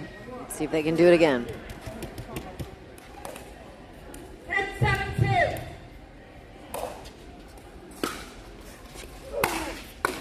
And it's the spoke off of the paddle from Robbins. Just a tough spot. Caught him on the move, right in the shoulder. Great match. Here come the Scorpion players. Hugs for Rospetsky and Robbins. Absolute perfection from those two guys. 11-1, 11-7 over Witzkin and Baker. Impressive. We're at 3-1. 3-1 on Championship Sunday for the title 2025 trophy and first place money.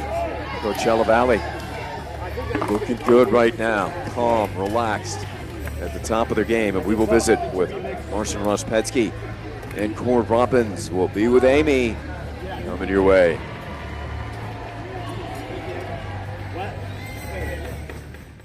Negatives have happened of those paddles on the market. So our whole thing and why we've not compromised on this, even when those hyper paddles came out and we didn't want to participate, was we wanted to build something that could perform at the highest level within legal limits and keep the integrity of the game while also offering world-class durability.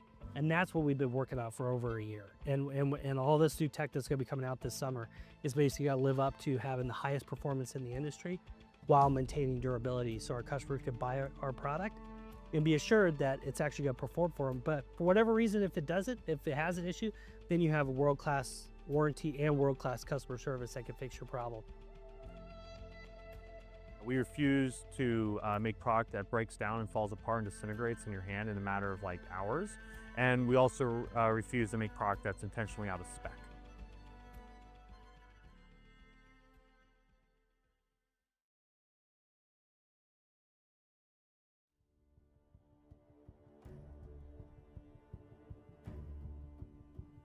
Practically from a product standpoint, we're constantly trying to see what we could do better. And from an R&D perspective, we invested in 24, probably 8 times on the R&D side, building out infrastructure, people, equipment, and everything that entails with that. Probably 8 times, we spent 8 times more in 24 than we did 23.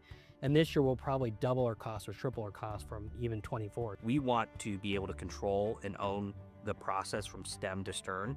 And so we're building out that team that can take a product, not just from design or conceptual, but actually prototype it. Ideas are cheap, ideas are easy. It's really hard to take an idea, turn it into a product that people actually want. And with the materials you have on hand, the equipment, the techniques, the skill you have on hand, and then translate to something you can actually make tens of thousands of units of, and do that cost effective enough, of a high enough quality, high enough dependability, and it's something that doesn't take years and years to implement.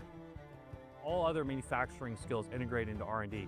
That's super helpful because normally what you have in most organizations, small or big, everyone just kind of siloed in all these different departments. And that's not super helpful because what ends up happening when you just need to come up with an idea, turn it into something you can actually manufacture, then turn that into a product, and then implement that product on the line, you're dealing with so many different departments, it's not super effective, it's really slow. So not only do we bring the right people in-house on our team to do the work, but also we buy the machines, we put them here, we figure out how to use them, and that's really important. We want the highest level of performance, we want durability, and we want to stay in spec. We want to make product that's legal and is responsible, and we're not gonna design anything other than that. The team we've assembled, the breakthroughs we're having, the tech we're already starting to implement is, I think, going to set a new standard. Every year, our company feels like a new company. We go to the next level.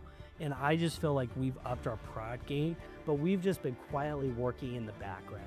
I am more excited now about the product we're working on and the direction we're going than I've ever been in our whole company's history. And I think we're going to be having a conversation, hopefully in 10 years, where pickleball will be the largest racket sport in the world. I am just extremely giddy about what we're going to be bringing to the market and hopefully making pickleball players' lives better.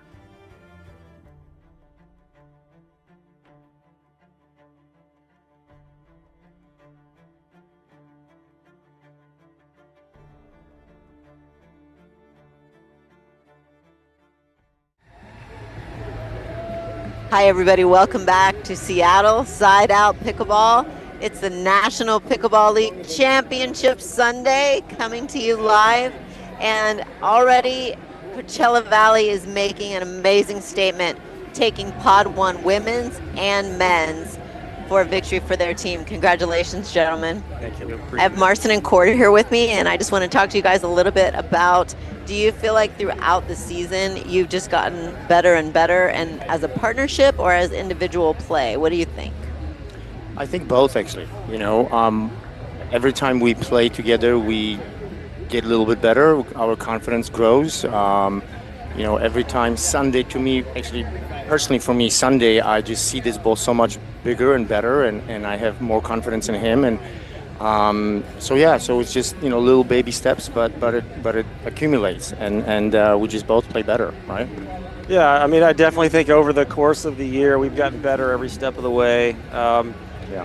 You know, I think we've got more comfortable with each other. We know what each other does really well. We know where to be, where to cover for one another. I feel like we communicate well. I just feel like every weekend I feel like we've made progress and gotten better together. So it's been a good run. You know, for me personally, physicality is huge. You know, so Kim brought Dr. Cynthia over here with us this weekend, and to me it made a huge difference. You know, she works with me, on me, like hours and hours. This poor doctor, she's here. That's amazing, till though. midnight, and I really honestly think that it helps. Yeah. So I'm old and I am grumpy, but she makes me better and better looking. Which is impossible, but But that's true. I mean, we're not 25 anymore. All of us. We need a little extra care, a little extra recovery time. The more we can get, the better. So that's a great point, you know, that keeps you guys going. I know what I felt like your superpowers were, but I want you guys to put it in your words as far as your strategy going out and as a team compared to the opponents that you just faced. What are you coming on the court with a strategy? What are your targets? Well, I would say just in general, I just think we played very solid that match. I just feel like we didn't make a lot of mistakes strategically. We did exactly what we wanted to do. We placed the ball where we needed to. We just didn't make a lot of errors that match. I mean, honestly, we were just very solid in everything that we did in that match. So yeah, I mean, we played against Brian and Rick many times, so we know their strengths. You know, I know that when Rick is pulled out, he's going to use the left hand and he's going to go middle. I got to cover that. We know that Brian's backhand is great, but not as good as his forehand dink, so we needed to place the ball there. And overall, we know our strengths. You know, my drive, his poaching, you know, shake and bake. So yeah, it was clean. It was clean. I'm proud of you, bud. It was so good, man. So good, man. Love you, brother. I would agree. You guys played a phenomenal match. There just weren't a whole lot of errors, and I felt like there were more. Brian played amazing yesterday. Like, I didn't barely see any errors out of Brian, but Okay. you guys were able to create some errors from his play. One thing that you both being tall players don't realize is you're hitting down balls that he has to hit up on. Yeah. Strictly because of stature. And you guys can reach so many things. I mean, very few balls bounced in front of you two because your reach is so long. And then I felt like they got a little frustrated because it's coming. Ford, you were never backing off, and Rick was going at you, and you were never backing off, but your counters were so good that I felt like they got a little impatient and were trying to win on one Forcing it. instead of setting up a 1-2. Yeah. And so, you know, they were just looking. They were looking for something to work, and you guys had an answer for everything. So I think that was part of our strategy. Is we felt like if we slowed it down a little bit, if we got to the kitchen line, if we dinked with them, me dinking to Brian's backhand, we felt like we had the advantage there. And then Marcin was doing a terrific job also dinking to Rick. that hard cut slice backhand, and Rick was popping up the dinks just a little bit, giving Marcin an opportunity to come in with the two-way or speed it up a little bit. So I think our strategy just worked really well today. Yeah, I'm also learning that I do need to play longer, in front more. I can't let this ball bounce so many times, and I think it's because of, again, my knee, but like it's crazy. I love the friendship over here. Yesterday when we beat Chris and John, Chris came up to me and said, "Hey dude, you gotta play bigger, you gotta play longer. I can feel it that you're giving me too much space." I want to give a credit to him a little bit. Chris Headings? Correct. Columbus, yeah. Correct. That I'm learning. Yeah. And I did that back in the day, but now I'm a little timid and I'm a little slower, but long story short, I was trying to do that. So anyway. You did it well. Yeah, you've had an amazing recovery with all the knee issues that you had and all the infections. I mean, that's a long road back. So learning to play at 50 is different than learning to play when you're 25. Yeah, Dr. Cynthia tells me just now, she said, listen, you did take that extra step that the first day on Thursday or Friday, you didn't. Today you did, because you had a lot more confidence in your leg, in your body. It's crazy. Yeah, that's awesome. Wow. Well, guys, congratulations. What a statement. I mean, you two. Our team is awesome. Oh. Our team has got just great human beings. You know what I mean? I love brothers and sisters. It's crazy. Yeah. Yeah. Yeah, I just want to echo that. We have an amazing team, just an amazing culture, our ownership group. Yeah. It's a great group of people on and off the court, and I could not want to be on a different team. I mean, this team is just awesome. Win or lose, right? And playing with this guy is the cream of the crop. I would never want to play with anyone else. I paid him $19 to say that. 19. I didn't have 20, so. Well, guys, the players that are on the court right now. Let's take it back to the court and give me a little lead-in. What are you thinking here? What are these guys going to have to do to get another victory against Seattle? So, I've actually played my very first tournament in 2014 against those two over there. Yeah? Seattle. Wow. It's crazy, So anyway, we know that they are very soft players as far as dinking, putting the ball on the ground. We know that Tom's going to be just grinding there from the back, and we told our team to not afraid to Ernie and be aggressive. But they are going to be tough. Two completely different styles. Aggressive, lots of spin, and the other team, Seattle is going to be just steady and soft and slow as far as the dink. So it's going to be a huge challenge for our team to be smart with their attacks, to be smart with Ernie's, exactly. So it'll be a tough. Yeah, they're showing that now. They're taking pace away, and Jane wants to lean in and attack those. Yeah. It's been really tough. How many lefties do you guys have on your team? Just two. Okay. Yeah. John. Yeah. Okay. But yeah, I would say you're talking about a team that has incredible experience with Seattle. Yes. But these guys have firepower, our team, so they got to be patient and look for their opportunities. So we'll see. Okay. See, like I thought right there that again, Seattle team both dinks down the line. They love that reset down the line, and we need to be on top of it. Yeah. But, it's easy to say over here on the couch when I am eating popcorn, Yeah, I have the easy job. I can just tell you guys what I think you should do, but I don't have to execute it. That's a whole different ballgame, right? Yeah. Exactly. Well, gentlemen, thank you so much for joining me. Congratulations. Great play, and good luck in your mix. Thank you so much. Thank you so much. Good job, guys. Awesome. Good job. Awesome. And we need to be on top of it. 202.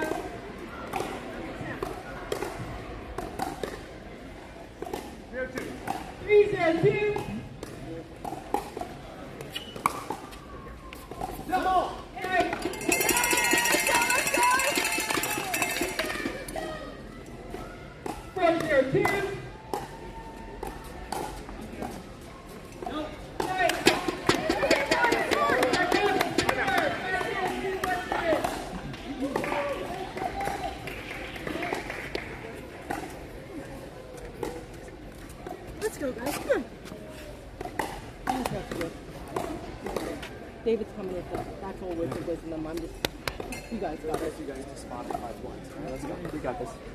Yeah, I was gonna say I like the when he had said aggressive anchor. Yeah. It's funny because like it was there like 4 times. And one time like happened to be a couple. He happened to hit the one big game. He did up the line all that. So, but I like it. Just stay patient. You guys got this. Stay aggressive. Stay aggressive when you shot. Yeah. Love that one too. Yeah.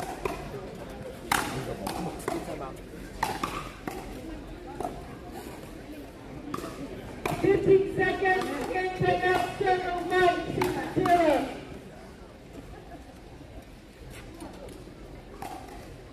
Timeout.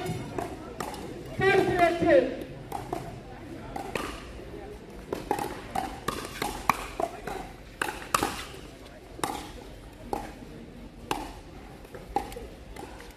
Timeout.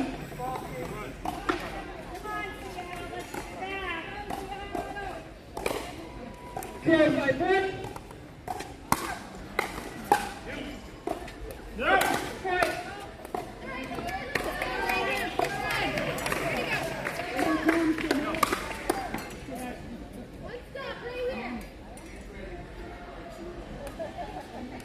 One by 1.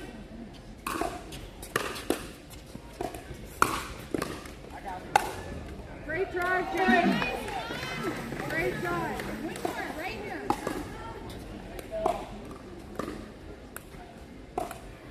2 by 1. Second serve. One more. 2 by 2.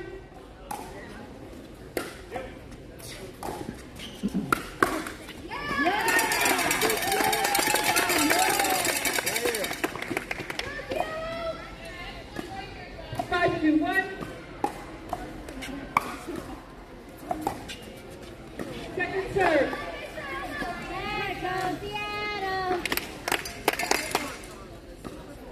5-2.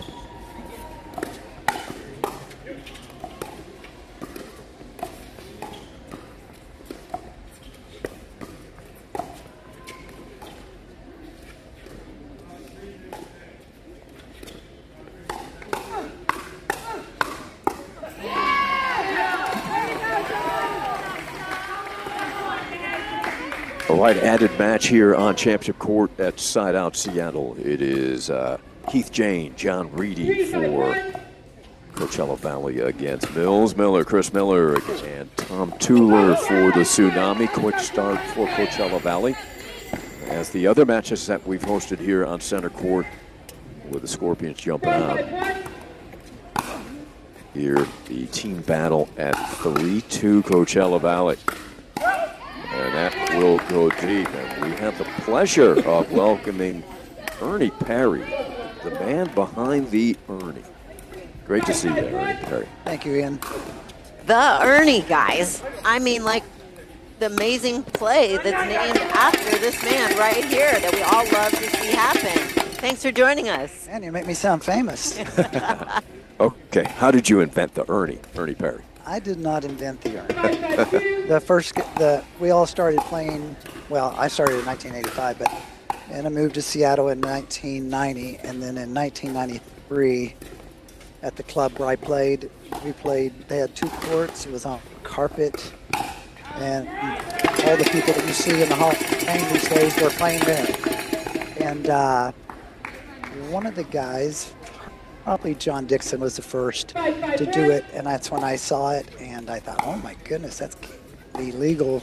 but it was, and once I saw it, and once I had it done to me, it's like my favorite shot, and I started doing it all the time. In fact, I would play with people and go, you're not going to do that stupid thing, are you? Tell me, how did you guys make the ball work on carpet. Were you playing with a different ball at that point? We were playing with a different ball. It was a Cosm ball. Okay. It's very lightweight, and it wasn't bad. The carpet was, there was no pad underneath it. It was just glued to the concrete floor underneath, so the ball did bounce correctly. Okay. It wasn't bad at all. In fact, there were 3, these were Hearts Emerald City clubs. They were athletic clubs, and all 3 of those clubs, or in fact, there was 4 clubs, and they all had carpeted courts, 2 courts. Wow. So all of our tournaments were 2 courts. They would start at 7 in the morning and go to about 2 in the morning. Wow. Because there was only 2 courts, so. And we just saw an Ernie out there by John, the lefty. So, Ernie Perry, you're telling me that it could have been called the John because it was actually invented by John Dixon, did you say? It could have been, but. But you perfected it. Why would you want to call it the John? I'm going to go to the John move. Yeah, that doesn't sound as cool.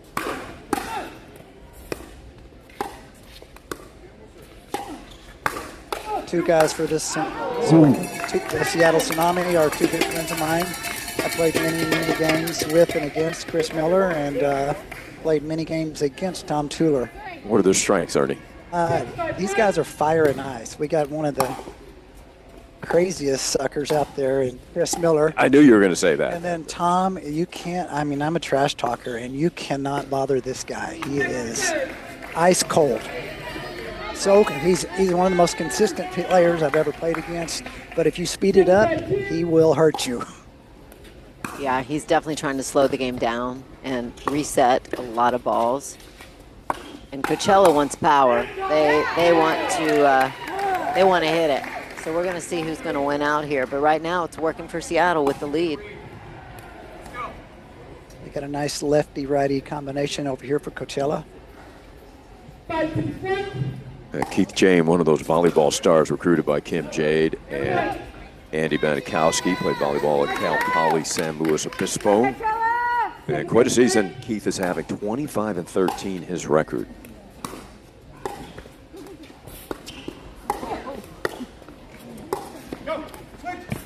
Playing singles for a minute.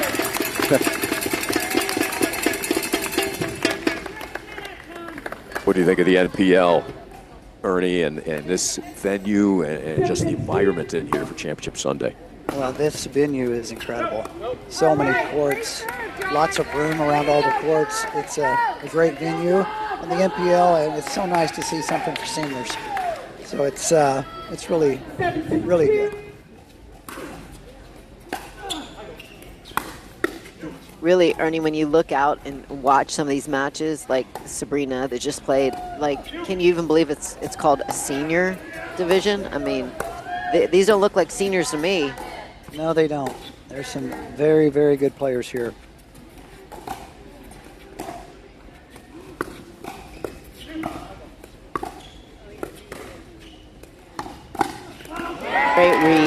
Great read by Tom. Tuller, quick strike for the Tsunami. Tom out of Washington, Utah, from Boise, Idaho originally. Baseball background for Tuller.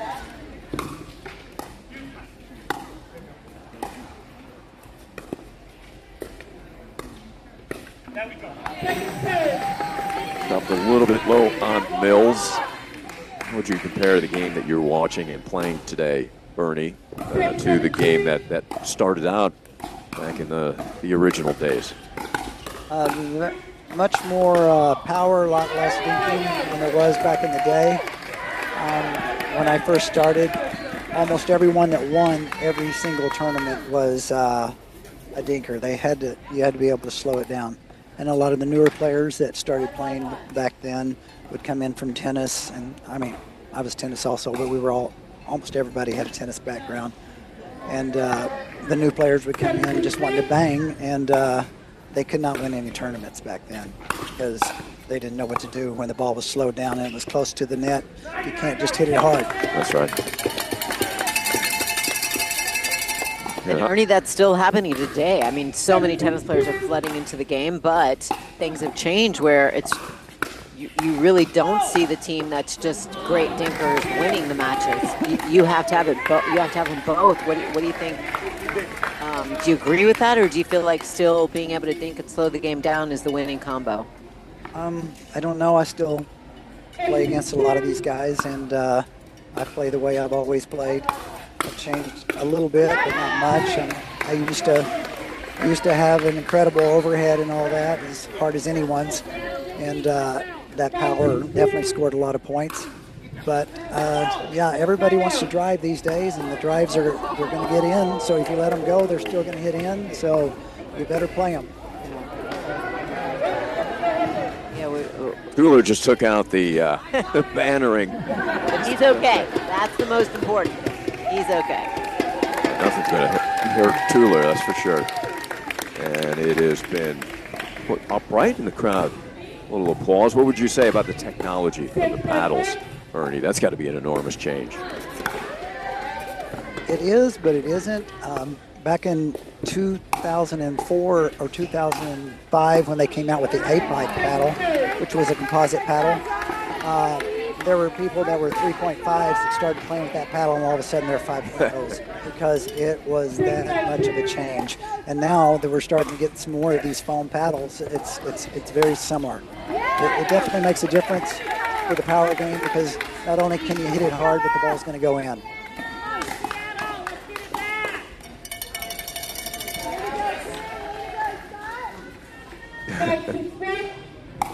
See these fans when some strategy here. To hit the ball to Chris. Yeah, you just gave away the secret. Be careful what you wish for. Although it worked right there. Message being passed over. Coachella Valley instructions out onto the court. And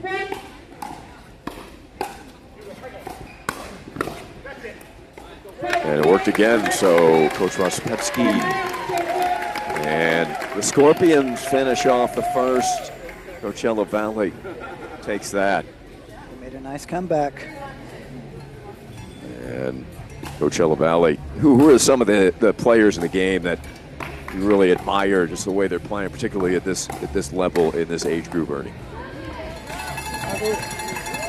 Quite a few of these guys, and it's changed a lot here in just the last 2 or 3 years, because the guys like Scott Moore and Steve Dawson that were coming in here and winning all the tournaments now, they're going to struggle to beat some of these newer guys. It seems like there's a big difference between the players that come in that are 50 years old. That's right. Because you're a lot younger. Yeah, 10 years or so, that's big at any age, really. Right. But back in the day, we were close to 45 and 50. We were winning the tournaments. In fact, the first nationals in 2009, Mark Friedenberg and Pat Kane won. They were 64 years old at the time. Wow. And they won the nationals. That's awesome. Part of that is because, we had the best players up in Seattle, but we were playing indoors. So it's a big change to go outdoors and play with a Duraball. When you're used to playing indoors on carpet with a Cosm ball. So even though the players may have been better, it's just the fact that Pat and Mark were playing down in Arizona with that ball outdoors, used to the wind, the sun, and all that, they were able to win. Yeah, that's a great point. That still holds true today. If you're strictly an indoor player, it's tough to go play a tournament outside, or even vice versa. I agree. So Coachella Valley takes the first game, and you, knowing both Tuller and Mills so well, what do you think the adjustments that they will feature here in Game 2, Ernie Perry? I think that they're going to let Tom take over a little bit more right now, because Chris is missing a few more shots than Tom. Oh. Ooh, look at that defense on the Ernie. We just so happen to have the Ernie sitting here with us, Ernie Perry. Ernie, I feel like that's one of the biggest things that you see anymore. A lot of people are earning, but the defense protecting against them. Like before, it was just a clean winner. Nobody even defended it. And now you rarely see a clean winner on an Ernie. That is true. And I got to say this. I don't tell people I'm Ernie when I go out and play in other areas, other countries or whatever, because everybody wants to Ernie. I can see that. They want to be able to tell all their fans, I Ernie'd Ernie. Yeah, I did it better than the Ernie. That's a great push dink to his backhand. Mills just got caught. He didn't get that one out of the air, nor did he step back, and just got caught with that ball behind him.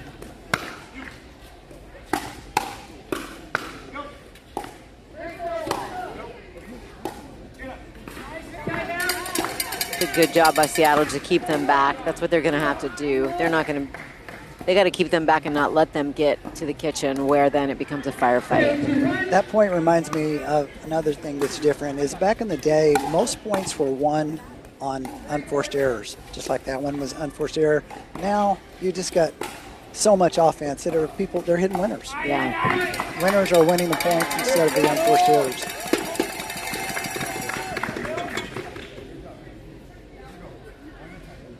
We talked about Keith Jane, John Reedy. He's had an excellent season, 17-10, his match record.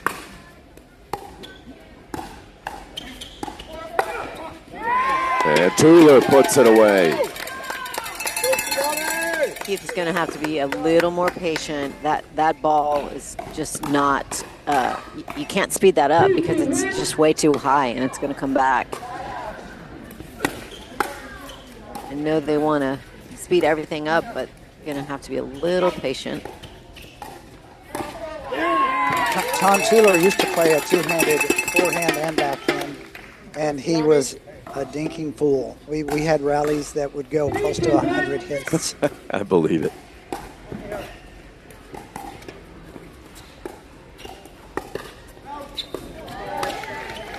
And Mills throws, but just deep. Good setup. Almost got that, just long. 3-2-2. It's returned by Reedy. Drop. That hangs, and watch out. It's a good put away right there. Rick Witzkin coming over for some advice to Mills and said, let Tuller know. Rospetsky doing the coaching for Coachella Valley. Witzkin responds with his analysis. Big drive from Jane. So cheap. I don't think you want to return to his forehand. I think you look in both backhands.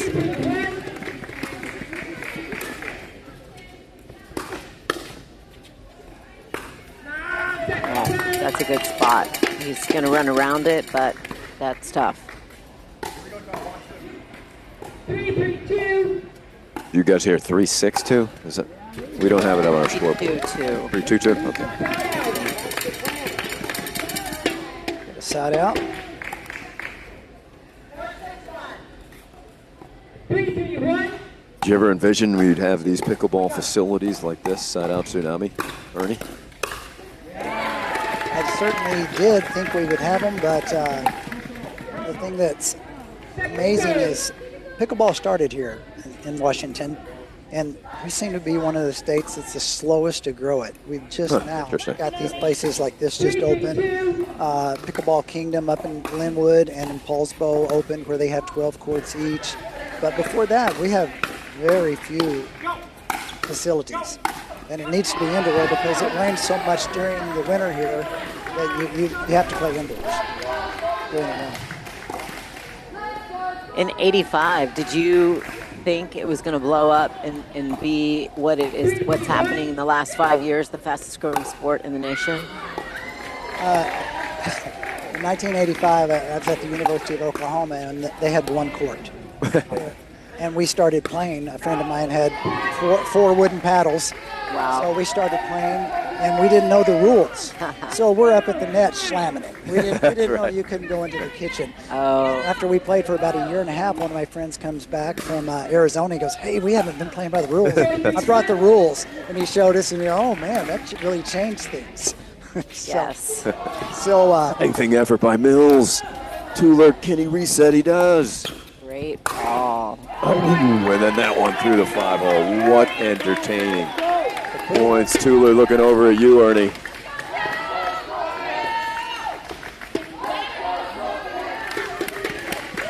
Let's go Scorpions chant through the building. And timeout Seattle. Mills looking at that right hand. He may have banged it. Trying to stretch it out. Does he have blood over there? Finger he's going to need to clean up, looking like. Since you just mentioned the fastest growing sport, back in about 2003, 2004, when we were all playing around here, Mark Friedenberg and I, we sit on the bench between games and everybody talks because we only have 2 courts, so you have a lot of waiting. So we did a lot of talking, and we're trying to do what can we do to make this game better, because the USAPA at the time was they didn't do anything. They had a website. It was awful.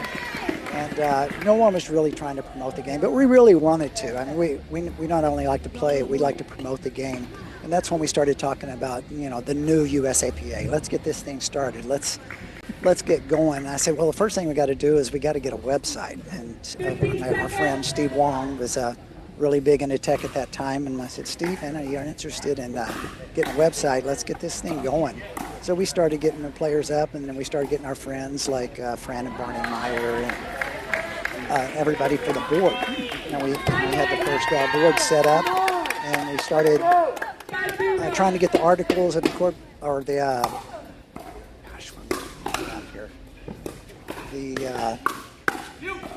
the Constitution and our, I can't think of it, but anyway, we had a lawyer involved in that, and it took almost 2 years to get all that together. Wow. Before we started the USAPA. So once we got it started, I was in charge of marketing, and I came up with that slogan, world's fastest, or America's fastest growing sport. Well, it's a good one. Yeah, sure is. Because I just did my own math and said, we just started, and all of a sudden we got 4,000 people. That's right. After 6 months, that's a 100% increase.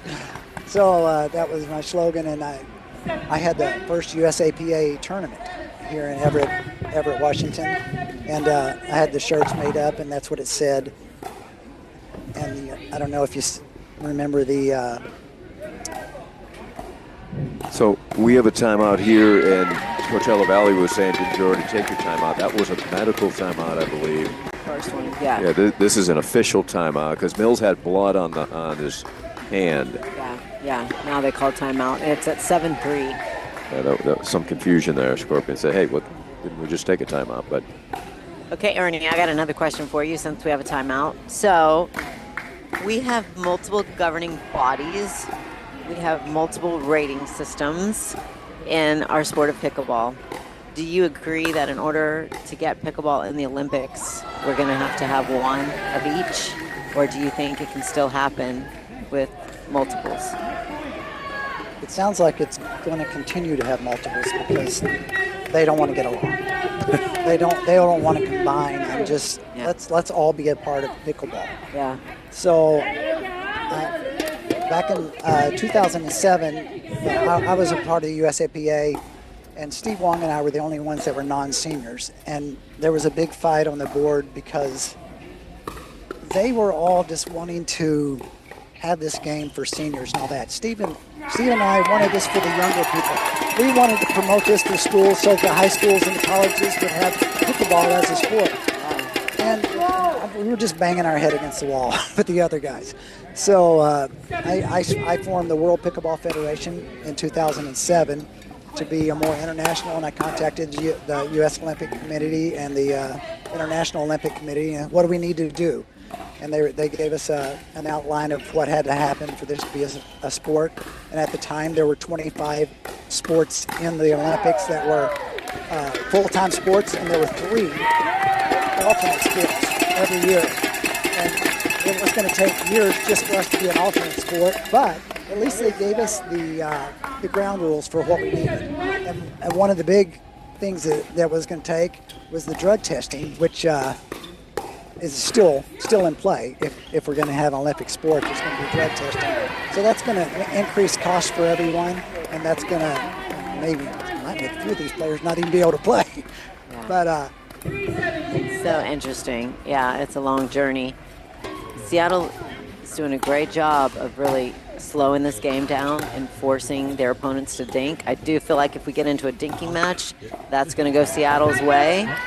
Yeah, we're just going to have to stay patient because that's when they're winning points, is when they are forcing them to dink more than they are. 7-3, Ari, is that what you... 7-3, it sounded like 7-3-1. Seattle's got to have this second game. Tom's got an interesting style. He kind of just pushes that ball. Oh, it used to be where he did that with both hands, forehand and backhand. It was very unusual to watch. Yeah. He starts with 2 and then he releases on his follow through. Stays very low. Got a big follow through. I think if I was these two, I think I would switch and have Chris on the left for a while because this isn't working. They must have heard you. Now they're switching. And the winner from Reedy. What do you think the emergence of this sport at the collegiate ranks, Ernie, with and the potential for it to becoming an NCAA sport? Love it. Been fighting for this for many, many years.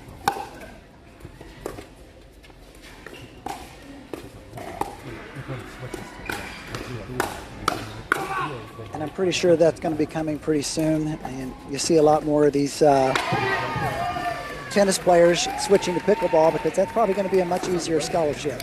Yeah. You don't have to battle the international folks at the moment for that, for the most part.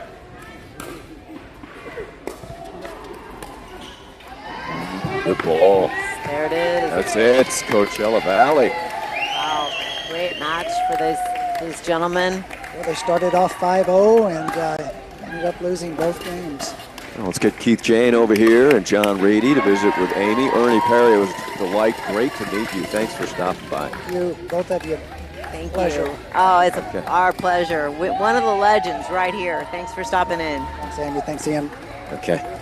And coming your way next, Coachella Valley, Keith Jane, John Reedy, an impressive performance.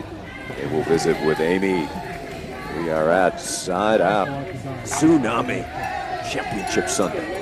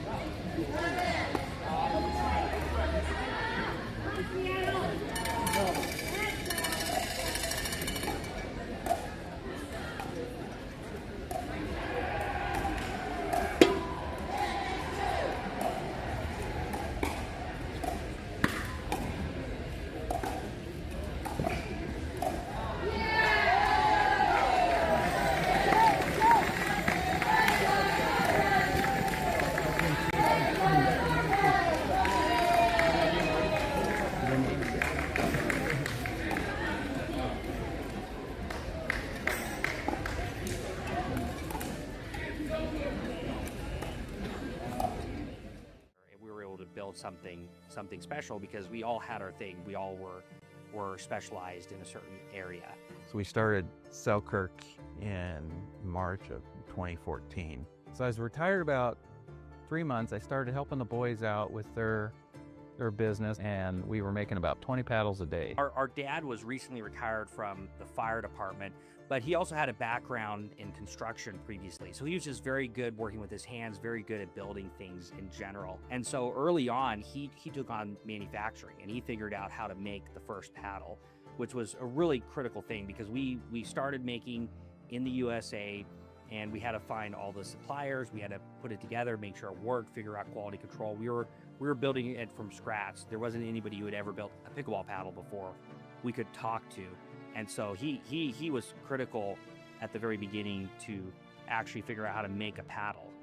But yeah, this was the house we founded Raptors out of, and it was a pretty good sized basement. We lived in the basement, and we ran that business out of the basement for 2-3 years, I think, right? And then took over the garage, took over the living room. Keep in mind, it was basically just my dad and us 3 boys, so we could kind of live like bachelors and get away with it. The idea behind the original name Selkirk Sport. Hi everybody, welcome back to Seattle Side Out Pickleball. It is championship day of the National Pickleball League, and we just got to watch the line 2 in the men's match, Coachella Valley. Congratulations you took it in 2. Way to go, guys. Thank you. I have Keith and John here, and can you guys kind of tell me a little bit about, first, have you been playing together all season? We have not, but we live in the same area. We play together all the time, so very familiar. Such an advantage. Yeah, huge advantage. Okay, we got another lefty-righty combo. I was asking you guys earlier, Marcia, I'm like, how many lefties do you have on your team? And I guess it's just the 2. 2, yeah. Okay. So what do you feel like was your superpower and your game plan coming into that match against Chris and Tom? For me, it was just knowing that it's going to be nerves. We're going to have nerves coming out. And, we're going to be tight, and you're going to make some unforced errors in the beginning, and we did. And it didn't bother me at all. We just picked each other up and called a timeout, and from there we rolled. Yeah? Okay. Yeah. What do you think, strategy-wise, coming out? What was your plan? My superpower was Reedy. I came out pretty shaky, a little nervous, and he picked me up. But other than that, we really kind of said, let's get into the dink battle with them. Let's make them move around and just wait for our opportunities. And so that was kind of our game plan, our strategy throughout. And maybe jump a little, maybe hit some Ernies against Tueller. Yep. He likes to kind of come up the line a little bit. And we really didn't get many of those, actually, but those were just base strategies for us kind of coming into it. Okay. But, I really just needed Reedy to pick me up, and he just played phenomenal. So that's that. We also plan to go to shake and bake. He's got such a good drive. Yeah. I knew if I can get the ball low, he can come in and take it, and vice versa. So. Yeah, and you guys have had a little bit of a longer reach there. Yeah. In that match, so it definitely played to your hands for the game to be a little bit faster. I feel like that's what you guys wanted, and your opponents wanted to slow the game down and make you guys reach in for balls that you shouldn't. And there were a few errors there, but I feel like overall you got a little bit more success out of that style. Once we got more patient, we started off a little impatient. Yeah. So you don't know it yet, but when you go back and listen to this match that you just watched, we were actually sitting with Ernie. The Ernie was in the box commentating with us on your match. Yeah. So I was like, oh, and there's an Ernie. So, yeah, he's so interesting to talk to, and he had a lot of insight. But I think that's pretty cool that you guys were out Ernieing while we were sitting next to the guy. He claims his friend John actually did the first one, but it is named after him. So that was pretty cool. Yeah. You guys I felt like you did a great job of putting a lot of pressure on them. They obviously wanted to slow the game down. You wanted to speed the game up. Yeah. You had a little bit advantage on your reach, and the power won out in the long run. So great job, you guys. Congratulations. Hey, a win at every line is a win for the team. They're all the same. In my opinion, it could be red, white, and blue. 100%. Yeah. Doesn't matter what number or matter it is. It's absolutely all a win. Right. Great job. Well, I know I need to let you go because you're about to get out there and play mix. So good luck in mix. Thanks for joining me, and good luck the rest of the day. Absolutely. Thank you. Okay, we are going to be back in just a minute. We're going to have a mixed match, Pod 2 mixed match coming on center court. And we will be back briefly from Side Out Pickleball here in Seattle. People to take it seriously. Many people would say, oh, pickleball, it's not a sport, it's a game. And we were really pushing against that. We were trying to bring a professional brand. We're trying to act like a real professional sport and a real professional sporting goods company. And I would say the turning point for pickleball was really the USA Pickleball Nationals held at the Indian Wells Tennis Garden. That's when the media and the world started taking notice and started changing their perception about the sport. I think this is the moment that changes everything. In 20, 30 years' time, we'll look back at the Indian Wells Tennis Garden hosting the Nationals as the landmark achievement for the game, and what really sends it into a run through mainstream media and propels the sport to where it can belong. That main stadium is pretty impressive. I don't think there's never been, obviously, a stadium erected for the purpose of pickleball, anything quite like the Stadium 1 here. When that fills up for the mixed final, the men's and ladies final, and the seniors, obviously, I think that's just the media, how it sees that for the first time. Elite level athletes playing on a stage in front of thousands of people. It's going to change the opinions of so many people around not only America but around the world of exactly what pickleball is. I think it's big. After the first pickleball event at the Indian Wells Tennis Garden in 2018, that was the real inflection point for pickleball entering into the world stage. So in 2017, we had the AMP launch, which was the most successful launch in pickleball up to that point. 2018, we had the Indian Wells Tennis Garden event, and pickleball really started taking off. And then 2019, we really felt as a sport and a brand, we were hitting our stride, and it just looked like up from there. But then 2020 came, and something nobody could have predicted happened.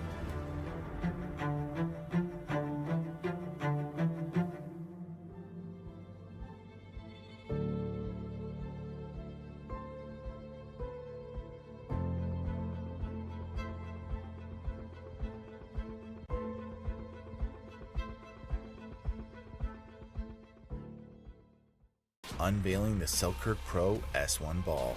A decade of innovation, now in every game. Consistency, durability, and performance in every shot. Experience the Pro S1 by Selkirk. Over 10 years ago, Gearbox changed the game. No honeycomb, no soft spots, just pure, patented technology. Players felt it instantly. This was different. That legacy lives on in the new GX2. With our SST 2.0 carbon fiber rib core, it delivers explosive pop, locked-in control, and unreal feel. It's not just better, it's Gearbox. Visit gearboxsports.com to experience the paddle built different.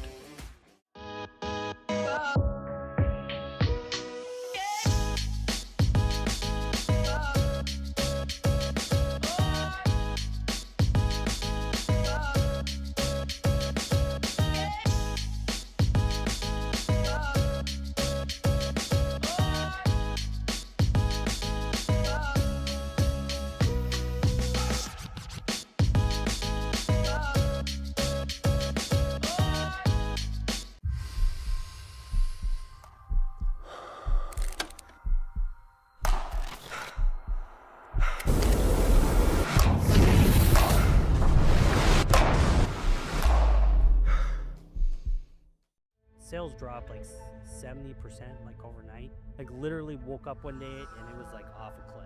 We were just like, man, is the sport going to survive this? Are we going to survive this?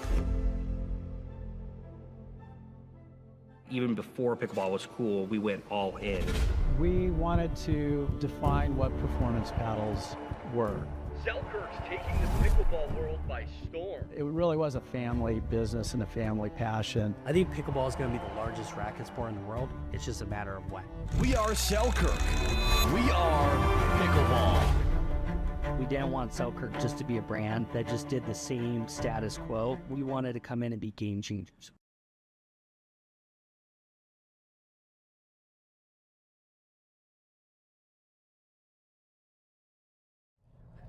I don't think we ever had a time where we were like, give up. It was never, I mean, there were some scary times that were kind of like, man, I wonder how this is going to work. COVID was probably the scariest. Right. I mean, when you're a business owner, like your entire life is caught up in it. So giving up isn't really an option. If the business fails, then you basically have to start over from scratch. I mean, early on in the pandemic, it was pretty scary because the entire world shut down. But sales dropped like 70%, like overnight. Like literally woke up one day and it was like off a click. And so that it was like that for a good month or two. We were just like, man, is the sport going to survive this? Are we going to survive this? So we kind of went back to doing everything during that time. Yeah, I was shipping, helping grip paddles. My dad was building all the paddles. Well, one thing that was a huge blessing at the time, we had actually overbuilt before COVID hit. So we had like a ton of inventory pre-built. Dad was just building stuff that filled holes. Our wives came and helped a lot too, so they would come and help build. Mike was doing a lot of customer service and having to deal with a lot of day-to-day stuff. So it was pretty bizarre. Like we were listening to podcasts and it was empty when we had 30 people. Thankfully, we were able to find some creative ways to make sure our employees were paid and were still able to work a few hours. That was probably the most difficult time our company's ever been through. But thankfully, we came out stronger for it and pickleball exploded. What we also saw during that time was nets sold out across the industry because they wanted to, play something with their family in their backyard or in their driveway. At the end of the day, that's what pickleball is. It's to have fun and enjoy and be healthy and active and social. So nets sold out, and we saw this flood of beginners come into the sport. I remember the first time we told a friend that we were in pickleball.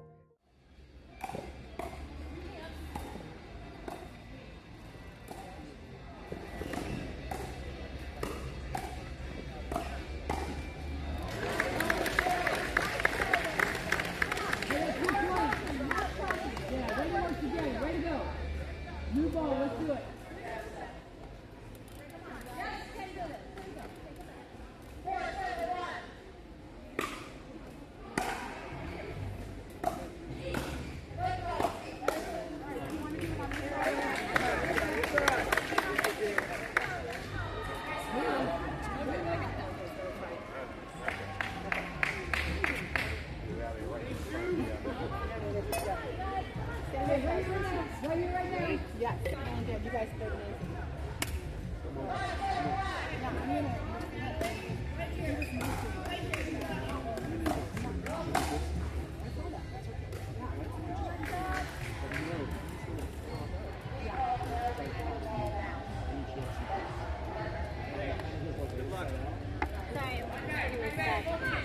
Championship Sunday, championship weekend here in the Pacific Northwest.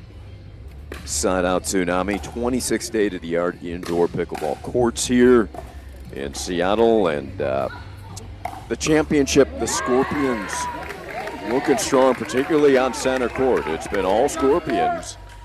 Post-match interviewing, that is a good sign for Coachella Valley. Overall, they lead the team battle 4-2. And we're going to bring to you a Pod 2 mixed B matchup with John Reedy, Natalie Hill for Coachella Valley.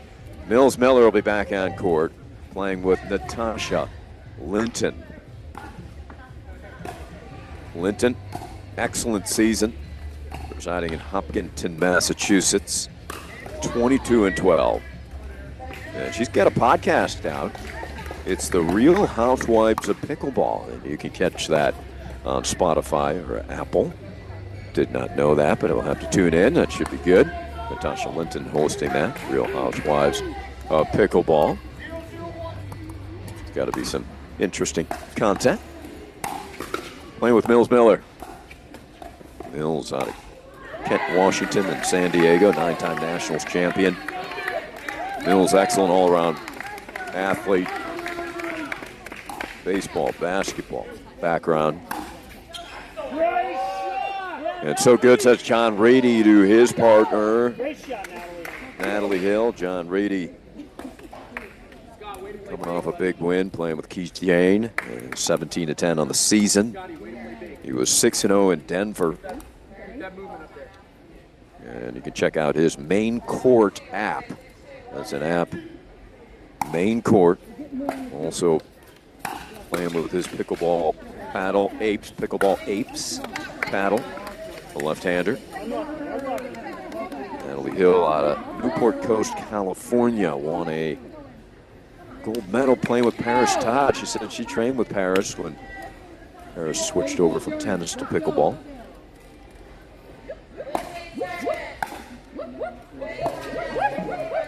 Nope, miscommunication. Reedy expecting the switch. And Linton just dumps that into wide open court there. So pressure building a bit on Seattle, trailing 4-2 in the team battle. And heavy duty front spin off of that Apes paddle from Reedy. 1-2.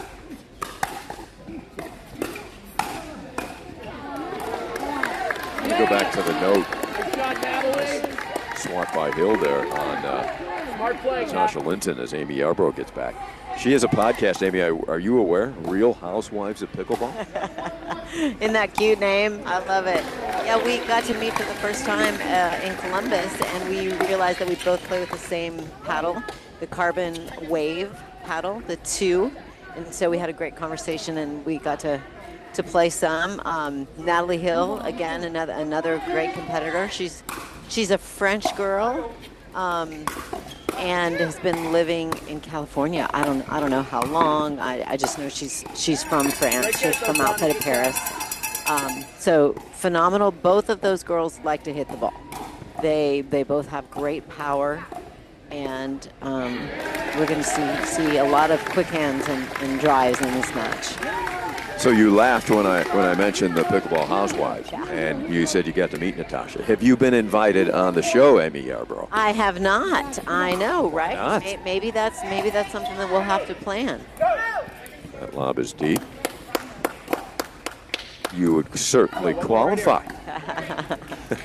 Such a great name. Yes.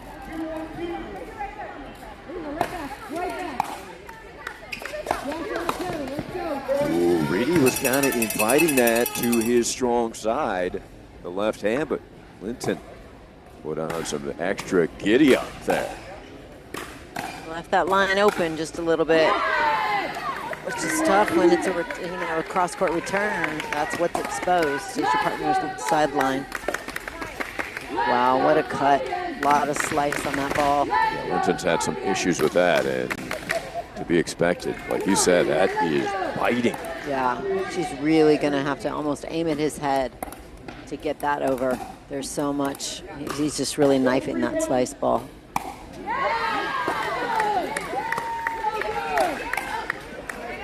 That one hung up. Linton punished it. Swinging two-hander. That was an out ball that Natalie just played. She knew it after she hit it. 1-3-2. That was out. Good swing, Nat. So these ladies are, again, they love to swing. They've got great power. They're going to have to just get that ball down. Your studio setup here, Amy, is all Coachella Valley so far. It's been the Scorpion show and the post-match interviews here in Championship Court. It's been. Good job, Natalie. Good patience. So this is a Pot 2 Mixed B, and the way it goes now is the team that is down gets to choose which match to be played next, and so this one moved over to Championship Court. Just caught the line.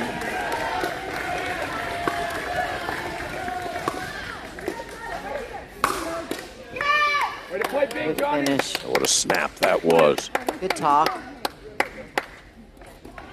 Get in quick, John. Pressure them at the kitchen. 4-3-1. 4-3-1.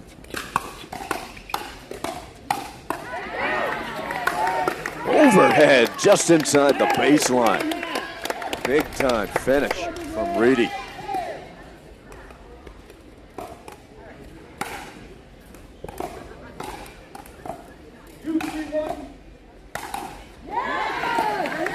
Serve. Good drive. It's a good fourth by Natasha. She got in early and was able to put a really good fourth ball down. 2-3-2. Good get by Mills. And then jumping out of the way. It wasn't easy for Mills as his momentum was bringing him directly into that ball. He had to put the brakes on. Good talk from his partner to give him a heads up to leave it. It was a good get on the serve, and he was, fully on the run, just trying to get to the ball. There's that slice, and again, just wicked. What do you have to do with that ball? It's so low, Amy. She's really going to have to get her body low, and then she's going to have to aim at his head. Otherwise, it's going to go in the net. So you have to aim higher when somebody has a big slice. And I'll tell you, it's much easier for me to say it sitting here than to have to execute it. Yeah, she did a good job getting low on that one. But, she's really going to have to hit up on it.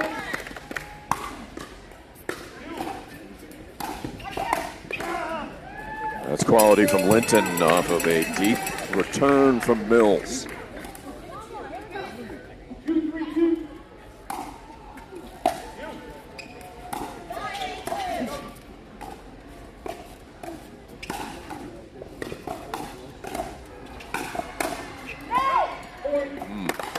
Good idea. Good play from Natalie.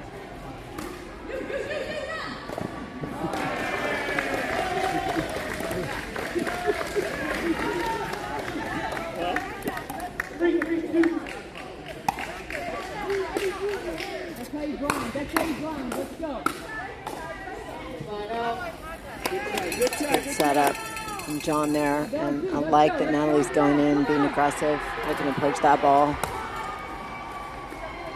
Big crowd is assembled on the adjacent court here on this side out Tsunami. The pod 3 mix going on over there.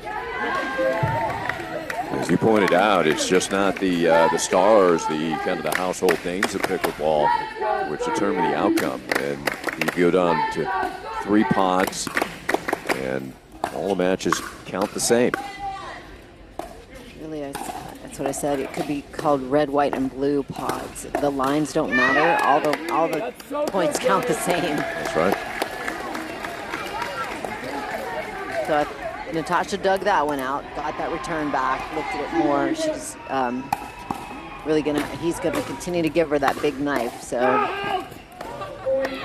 Natalie Hill, she went for it, it floated long, and a tantalizing ball. And from her perspective, it did look like it was going to drop in. Yeah, good talk, great drive by John.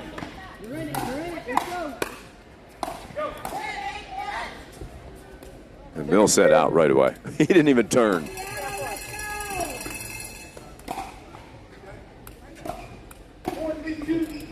Four, 3-2. So just deep, side out. Tsunami.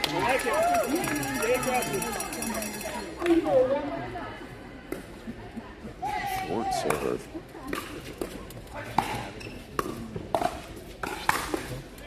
And Reedy snaps it home. Good talk. He's doing a good job of coming over and calling the ball.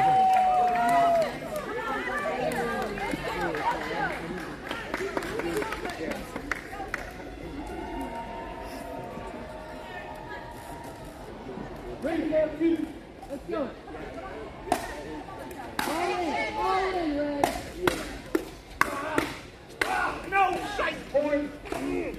I think he hit an out ball there too.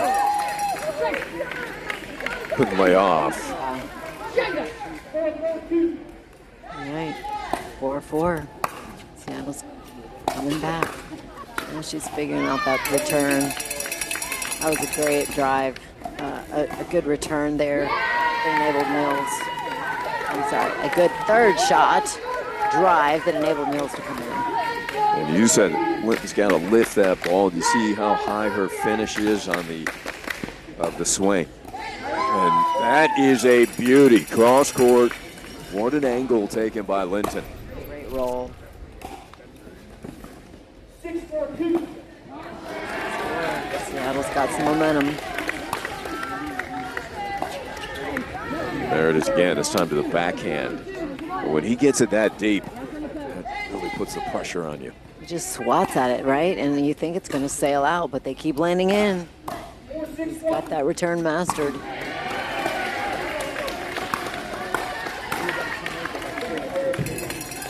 fight off by Linton. Let's go. 4-6-2.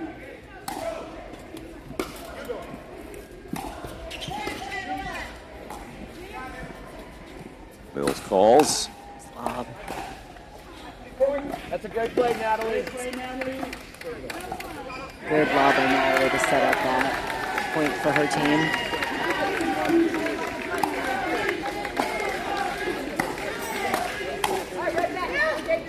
Tsunami chant rings through the building. Run that pad 3 mixed. Ooh, Mills tried. Sorry, Amy. Mills tried to pass. Reedy. No space there. He had that line covered. 6-6-2. Coffee delivery. So good, Natalie. So good. Another great ball.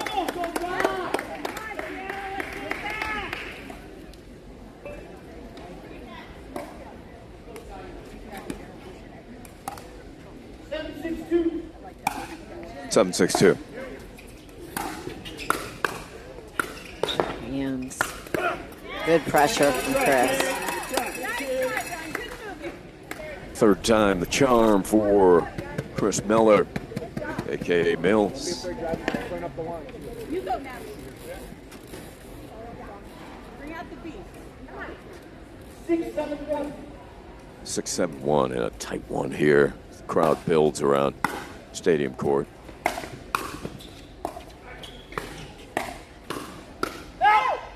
So good, guys.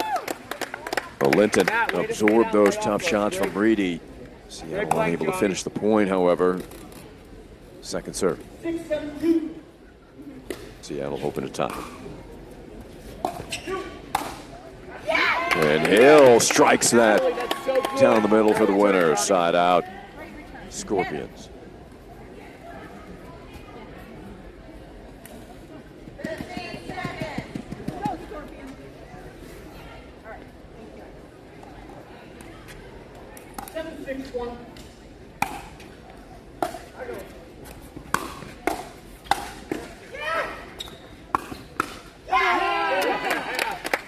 It is now 5-2 Scorpions, unless Seattle just won it on that far court. I think they won the first, but now, Oh. or they, yeah, the match is not over yet. They're still setting up to play another. So it is 5-2. Pressure building big time here on the 1 seed, Tsunami. Just have to get to 7. We had a foot fault there by Mills, so another point to Coachella. 9-6-1. I'm surprised they didn't call a timeout. Maybe they've already used their timeout. Mills able to clear that swing from his body. Exceptional job. Yeah, great slide. Now they still have to hold a 2 here. Heavy spin. Deep return. Oh, Linton. Reedy was expecting something down at his feet. Came flying right about head high. Almost looked like he lost it, or he, Yeah, you know, could be. something happened. He didn't see it there. Good hold for Seattle. Get the ball back.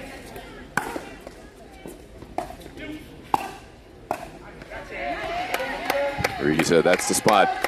Good fourth ball. And Natalie. 6-9-2.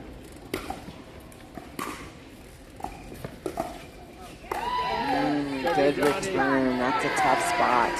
The ball just kept slicing away from Mills. He called the middle ball. The stretch. Seattle needs 2 holds here. Good defense. So good, guys.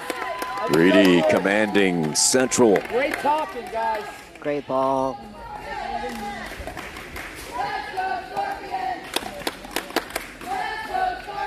Game point here on Natalie's paddle.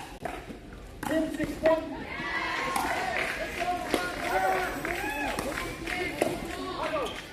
Reedy, watch out. He's got a great overhead, and the left-hander hits that for a winner. Game 1 Scorpions. as the pressure mounts for the favorites, the Seattle Tsunami. Back.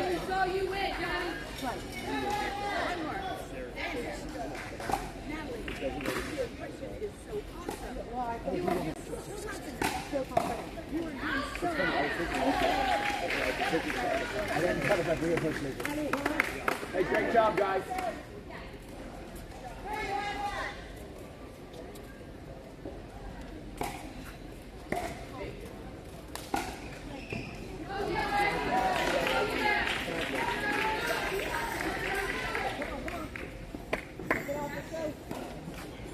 Get it back, Seattle. Come on. Okay.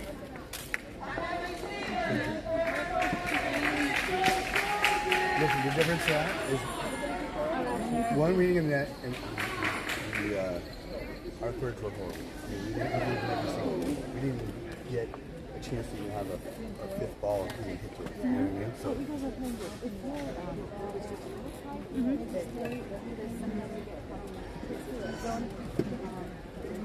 Okay. And what do you think about if we wait? He stays back if we a step until we get into the rhythm. Well, if you drive your thirds, that's what I want, because especially when Reedy returns, I want to get up there. Okay. That's how, like, even So you when want me to they drive drive, and I mean, put it they're up? getting all their points either way from that. Okay. And not that, that's not, but we usually get that way Okay. too, and I think you're better than this You girl. want me to drive? I do. I think your drives Okay. are really good. Okay. All right, so we'll drive. I'll drive ahead. Okay. Especially when you read these returns. Cause Yeah. Okay, got it.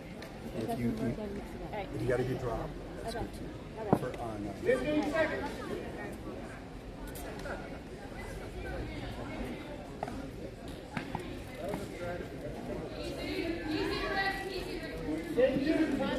Money. And a close one. Yeah, the 11-5. The McKnights and the Hot Shots, another outstanding season, 7-5.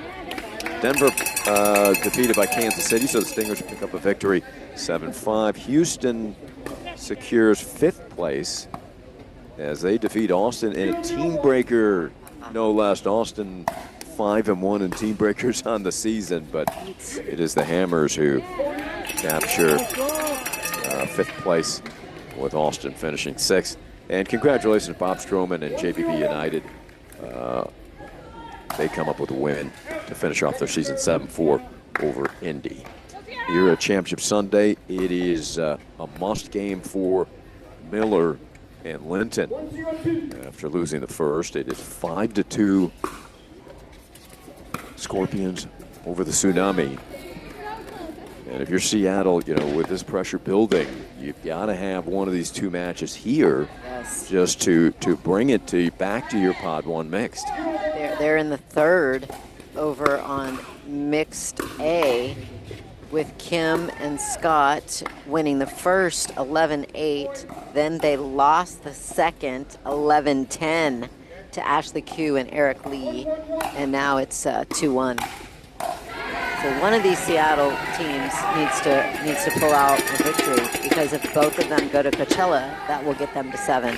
Yeah, that would be it, even before Rick Witzkin can get involved here on main court again. Well, it was Koo and Lee coming up with a big victory yesterday. Yeah, they're a solid team. Yeah. They're going to have their hands full, though, with Kim and Scott over there. So 1-1-1 as Miller and Linton, a strong team here. They need this second game.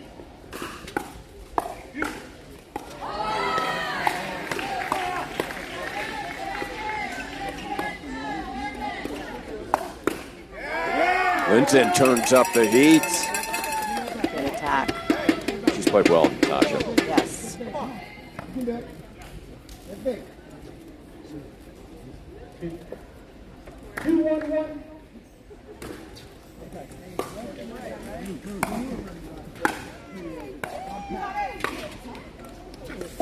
Mills diving, and look at that. Great hustle. Mills Miller Pick that up. told me, says, well, I'm known for my diving style around the court, laying out, giving that body up, and let's see if that sparks this Seattle team. That type of play can really ignites a team. We've seen it before in this league. Go back to year one, Rich Lopez, Thunder Lopez, a diving pickup in the finals. Amy, you remember that all too well. Oh, they defeated us. Great job, Natalie.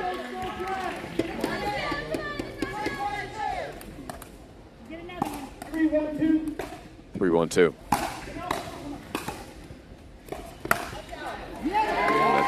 That slice biting down at Linton again.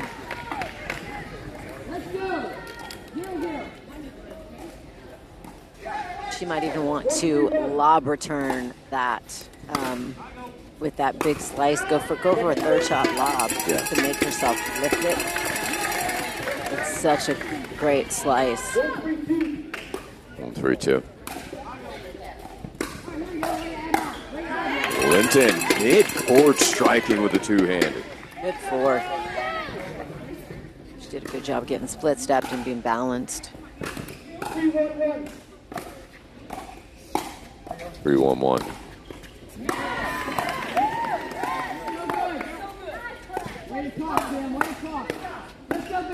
Oh, that's a good point, ladies. Both ladies played really well there. If you're the Tsunami, you just want to stay in this to really pick up your home crowd. Get your pod one people, give them a chance with that crowd behind them. Absolutely. And they might not even be aware, honestly, unless somebody told them. They might not be aware of what's at stake here. And it might be better if they don't, honestly. That's a lot of pressure. So Rick's going to come over. He's going to talk strategy, encourage Linton and Miller. He's definitely not telling them, hey, look, you have to come back and win. We're down 5-2. That is not the message, as Amy said. Wow, the mixed A-gold over on that court beside us. Coachella is off to a 7-1 lead. Oh, boy. Yeah. They're going to need a big comeback over there. Otherwise, it's all going to come down to this court. In order to maintain hope.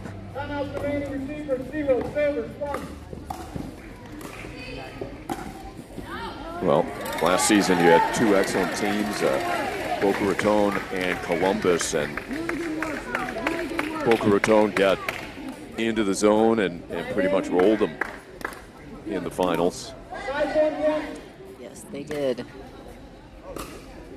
Oh, that's got to be frustrating. Missed the serve out of the timeout. Yeah, particularly on the lob serve, but you hit it wide. That's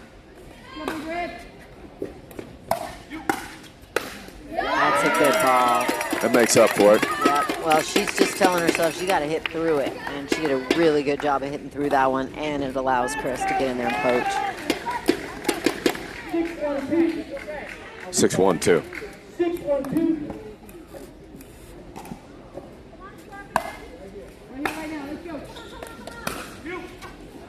Clean winner, Mills Miller. Yeah, I know that's his backhand, but I feel like John's got to take that ball in the middle because Natalie's still coming in. Let's go, guys, right now. 1 point at a time.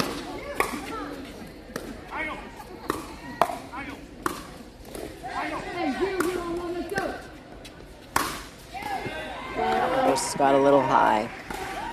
John did a good job of keeping the pressure on.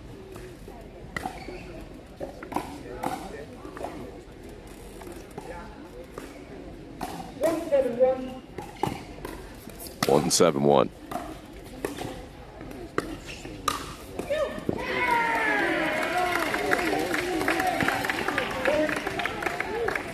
Linton stepped into that aggressively. It's a good little ball to the middle. I think Chris has got to take that and that cross-court angle.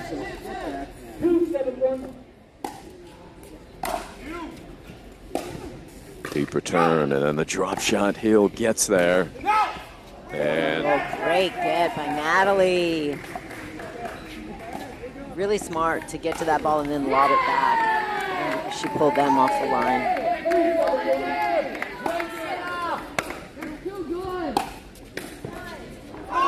The switch, it did not roll over. That thing was snaking across the tape.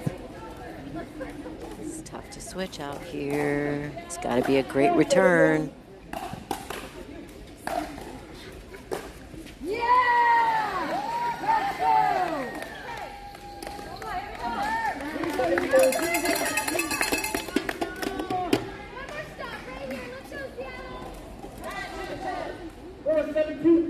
Four, 7-2. So pull them wide and not allow them to switch. Snapping that down for the winner, Chris Mills. Good pressure applied by Seattle not to let them off the line.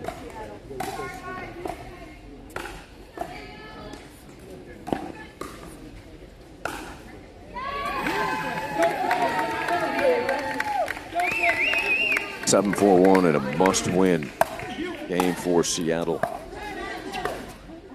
Could possibly be a must-win match to keep the Tsunami's hopes alive in this championship. It's 7-4-2. Good slicing cross court from Natalie to create an air from Chris. Big crowd now here at Championship Court.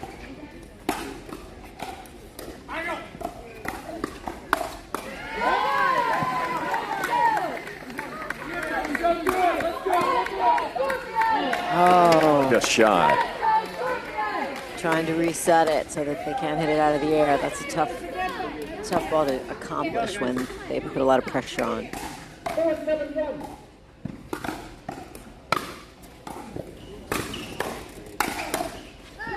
Oh, good defense by Natasha just to hold her ground. Because I like the attack and Natalie coming in. That was a good ball to come in on. Scorpions are celebrating, Amy. They appear to be one team match away from a championship. Which means all attention will be on this court. And a must-have for the Tsunami as Mills wraps up that point. Yes, it does look like Coachella Valley. Kim Jade and Scott Bird just took game 3, 11-2. So that puts them at 6.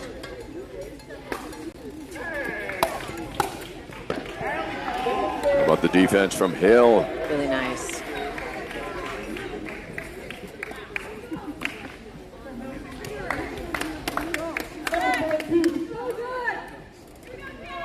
Seven, 4-2. They have been stuck on 7 for a couple of service games. And they will remain there. So the Scorpions, who were down 7-1, chipping away. Great hold.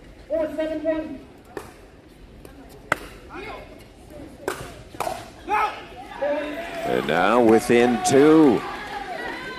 With all attention turned to championship court. Yeah, that's a lot of pressure. Everybody's coming over here and watching them. Deep serve.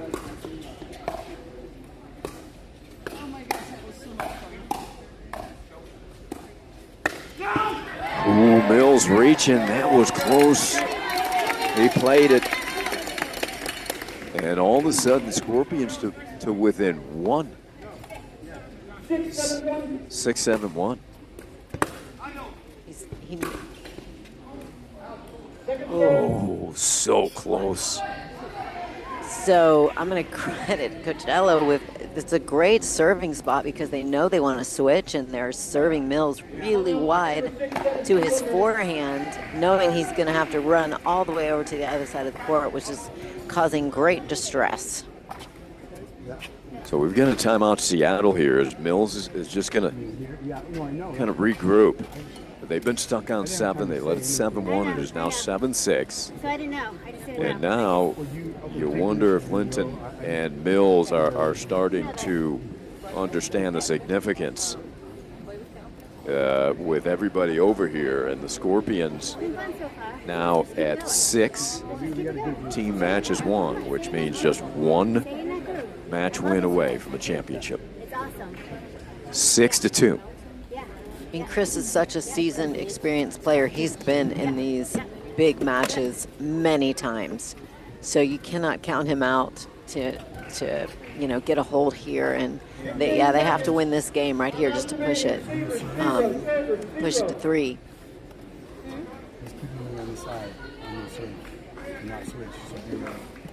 So it was CB Lee over there talking to her team.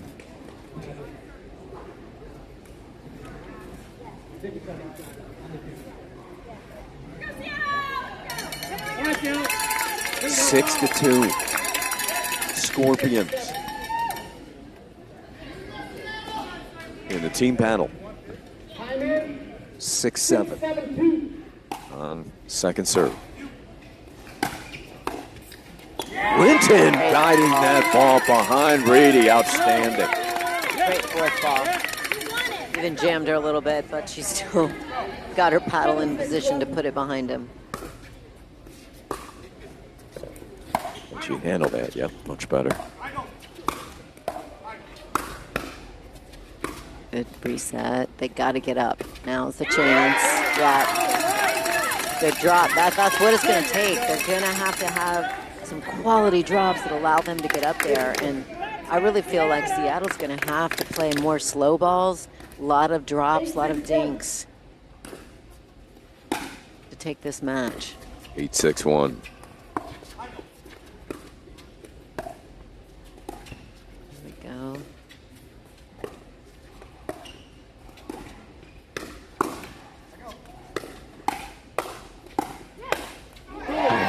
Mills got what he was looking for. He did. Really good setup, good patience, good dinking. He got just what he wanted. He just didn't execute the finish. Let's see if they can do that again. 8-6-2. Linton. I think that's what it's going to have to take. The longer points are going to favor Seattle. And Mills glides over for the put away. Great setup by Natasha. Another really good drop. That rolling drop is money right now. I think they need to stay with that. 9-6-2.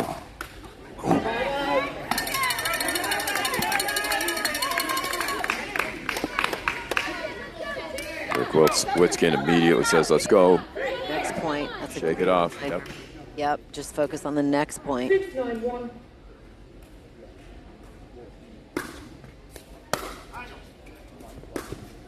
the baseline. Here comes Reedy. Mills another dive, and he's up. Great get. But Reedy in the end. Got that one up. Yep. Mills left some left knee skin on this court.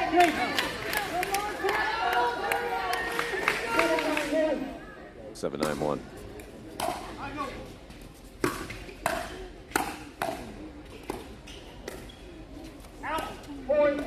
And it's 8-9. Seattle has used their timeout. 8-9-1.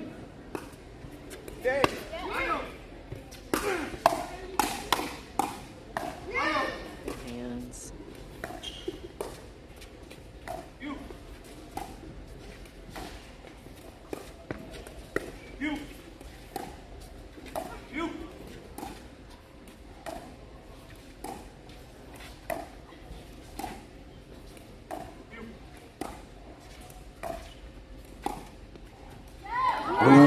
Deflected off of the net tape. Good dinking. What work by Linton and Hill. Again, I'm going to say I feel like the long points are going to favor Seattle. That's what they want. They need to get into a dinking match. Great play by both the ladies. Outstanding dinking. Natasha trying to cool herself down. It was an intense point. And look at that work by Linton. Great return.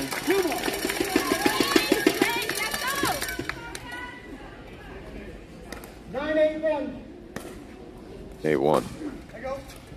Mills will take it. Watch out.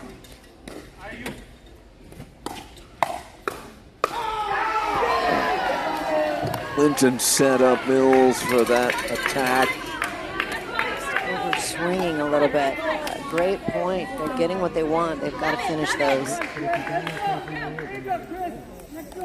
They got a second chance here. 9-8-2. See if we can get to 10.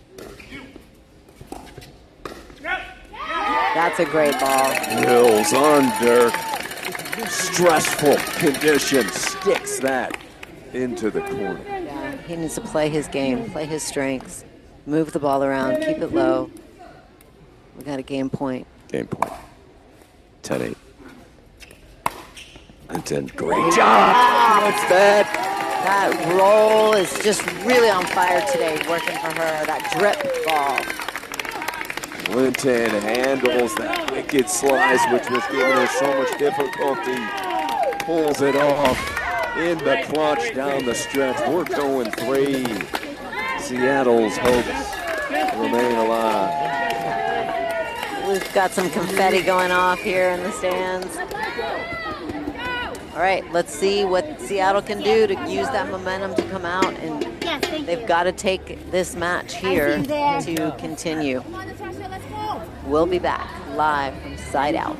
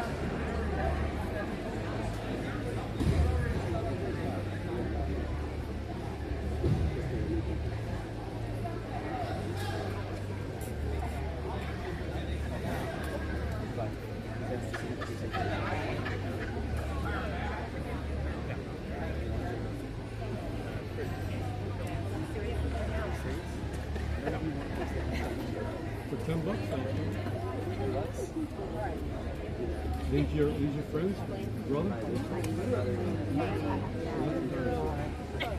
If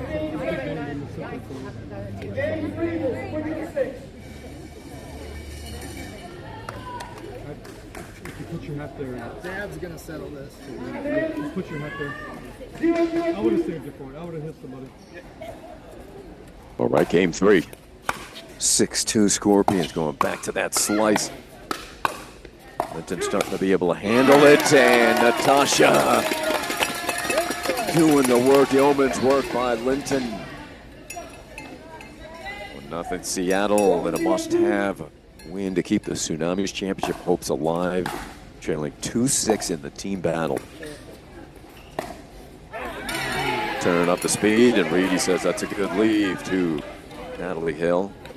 She's been playing so composed, so well. She got to stick with it. She's doing awesome.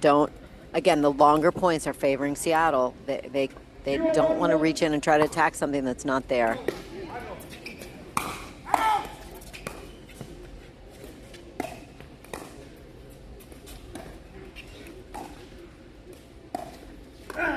Going behind Reedy.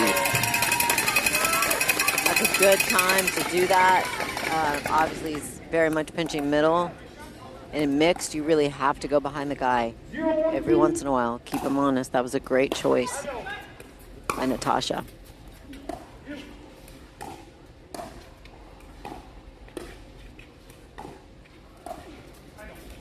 Are you looking to take over?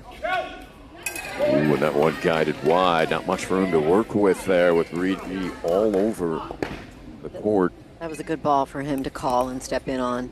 And he sent it back to Mills and got what they wanted. 1-1-2. Great ball. Set up by the deep shot from Linton. Miller put away. 1-1-1.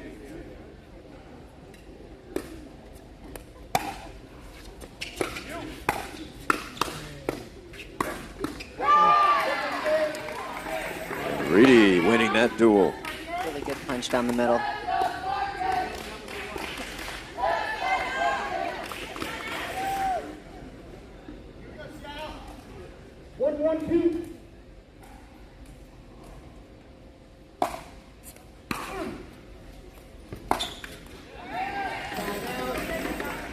So the slice, again, effective.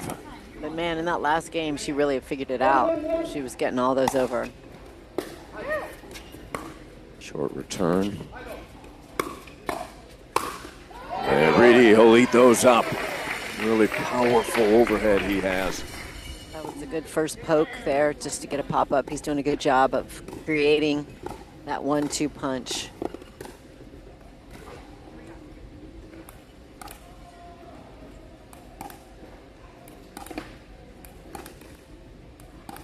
Water delivery here for the Scorpions and John Reedy. Come on, Seattle, let's go. 2-1-1. You go.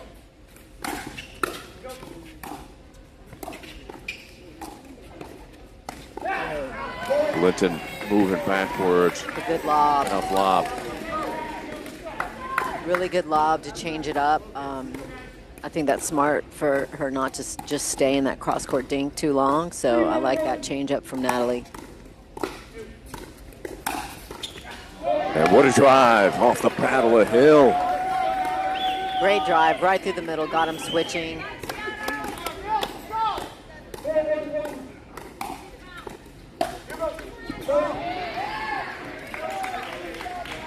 Scorpions. On a roll here.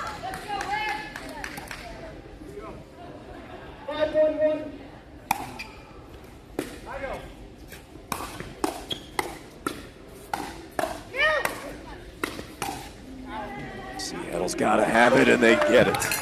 Good pressure.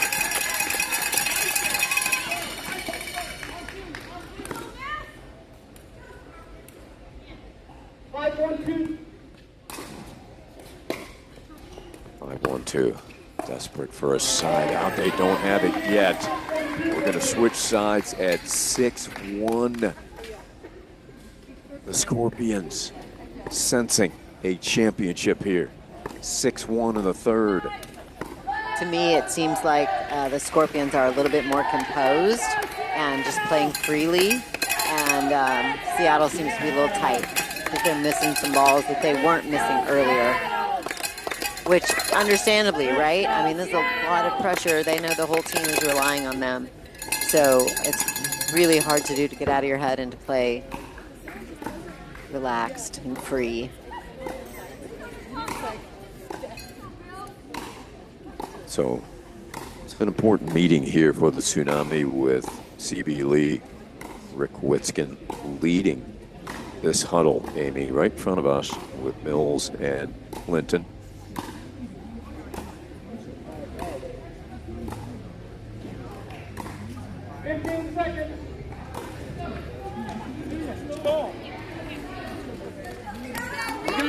Says, I believe in you. You can do this to both of them. Very encouraging. Great leadership from Rick Witzkin. The coaches for Seattle giving very good advice. Rick was reminding them, your drops are what are working. And he's exactly right. That, I would call Natasha's is more like a little drip ball because she's got some pace on it, but she's got a lot of topspin on it. And Chris is having a lot more success with setting things up when he is dropping and resetting. And there it is. And look at that. There you go. The result. So a critical side out. Some work to do here for Seattle. 1-6.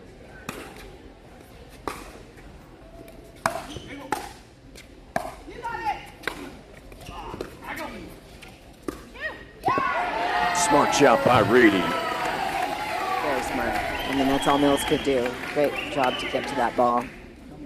And I feel like the other dives that Chris has made, then they go to Natasha. They got to go right back to Chris because he's the one that's off balance and moving. 1-6-2. Deep return. Oh, great get. We'll pick up again by Mills. Oh, they're really working to try to get up there. Those resets. Good job by Coachella Valley. Just put a lot of pressure on. They got to try to figure out a way to keep the ball away from Reedy. And he gets a return that is deep. 7-1-1. Nice backhand attack. Got a little high ball there from John, and Natalie had to pay the price.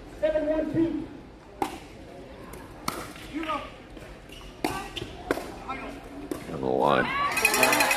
Okay, good hold. Yep. That was a risky return, right? It was. But it worked out for them. All right, let's see if they can get on a little roll here and put some points on the board. Try to get the crowd behind him. Crowd hasn't been able to be a factor. Deep return. Sets this up for Reedy. Goodbye. Natalie Hill, an excellent return.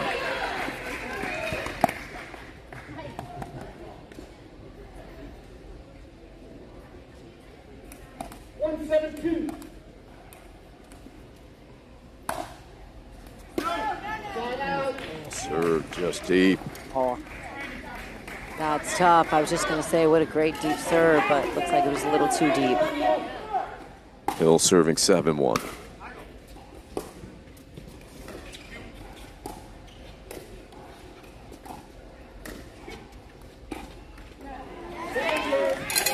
That's what Seattle has to say. I mean, Natalie Hill's playing extremely well, but you can't let Reedy beat you at this point. And they've got to get into the dinking match until they get a high ball. And he does just there. Gorgeous shot, rolled right down the middle. John's coming in, they got to go one to John and then switch it back over away from him.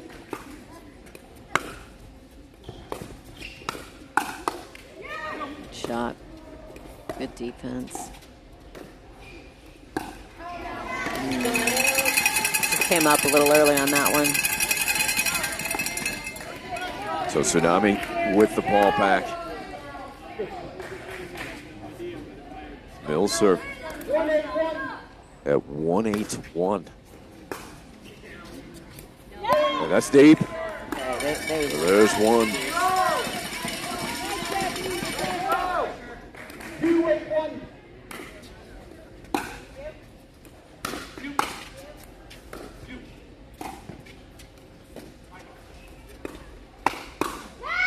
Backable ball. By Natasha. Step in and hammer that. So there's a couple for the Tsunami. 3-8-1. 3-8-1.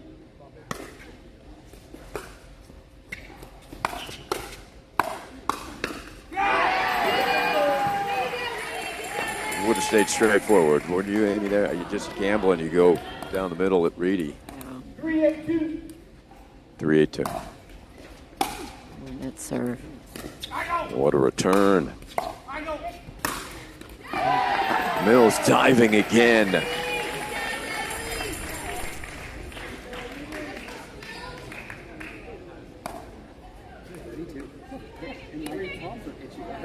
Eight, 3-1. Scorpions 3 points away from the 2025 championship.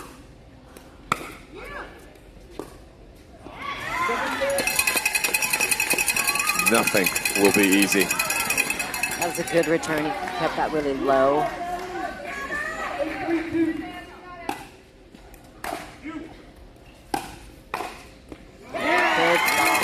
Good ball by Natasha.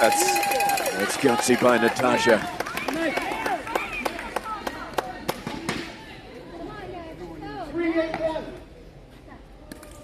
Woodskin coming over saying, have her drop the third.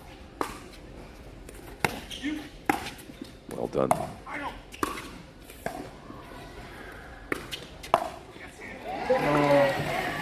You gamble because you want to keep Reedy a little bit honest to try to send him back to his side, but you're giving him a shot. It's good pressure. I mean, he's doing a good job of coming over. 3-8-2. 3-8-2.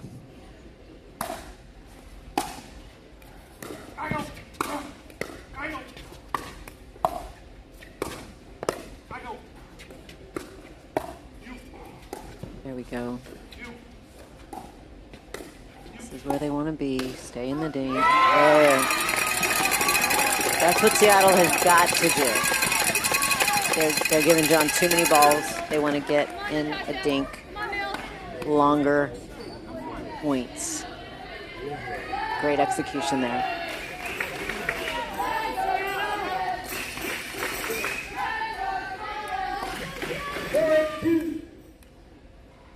Four-8-2. That's a tough ball to handle, and she does. And Mills capitalizes. What a return. Got really low on that ball and he threw it. Great execution off of that slice return from Natasha to get that ball over. 5-8-2. 5-8-2.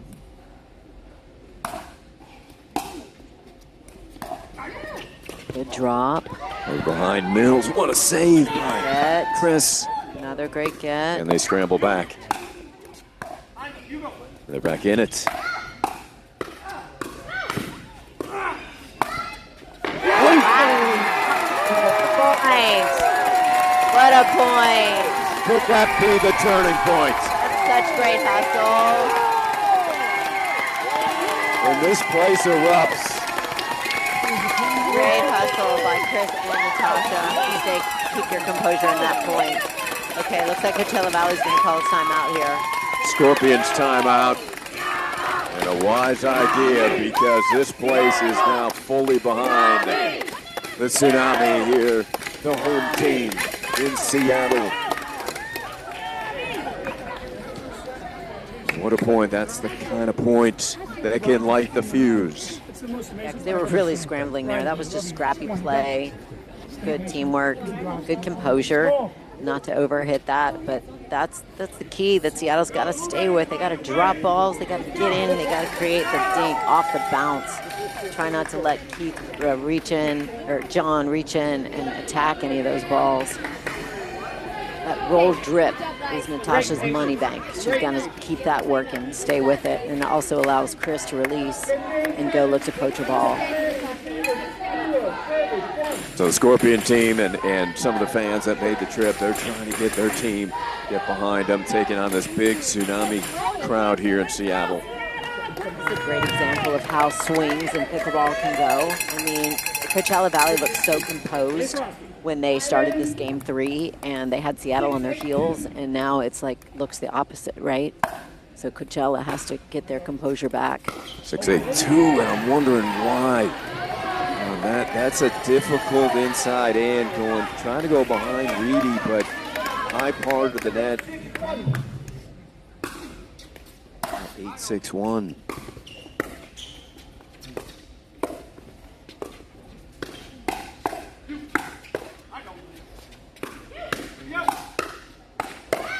Great hands. It's out. Great fight. Great pressure from Natalie. Great hands from Seattle. Way to stand defensively. 9-6-1.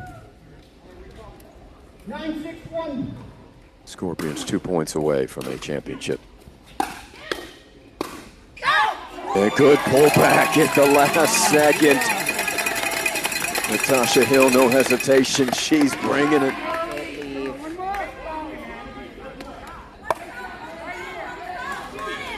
9-6-2. Dig deep, you guys. Let's go. 9-6-2.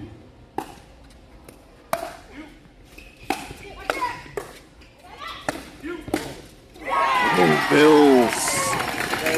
Just stay out of that kitchen. Yes, he was right, walking it. Balance being act. 6-9-1. 6-9-1. Okay, they've got Coachella on the odd. Let's see if they can take advantage of that. They're going to stay.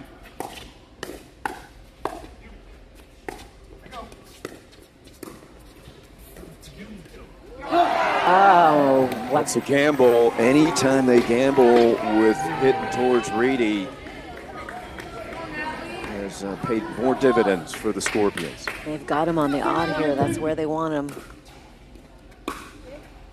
They're switching. Oh. And again. Great return by John. It's tough.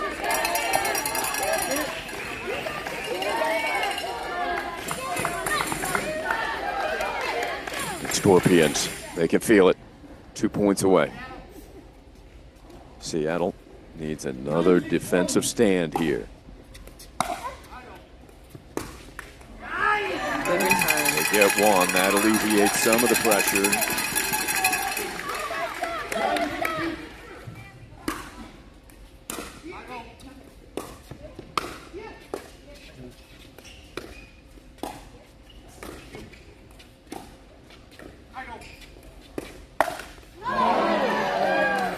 Linton tried to turn on that.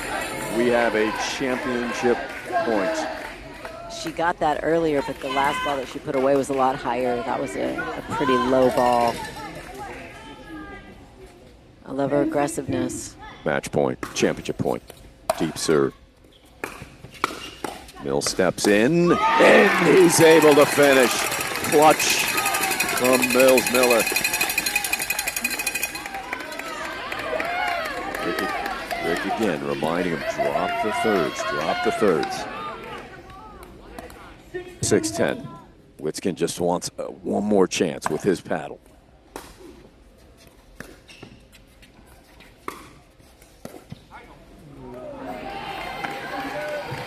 They dropped the third, but it was directed towards Reedy, and they were on the defense.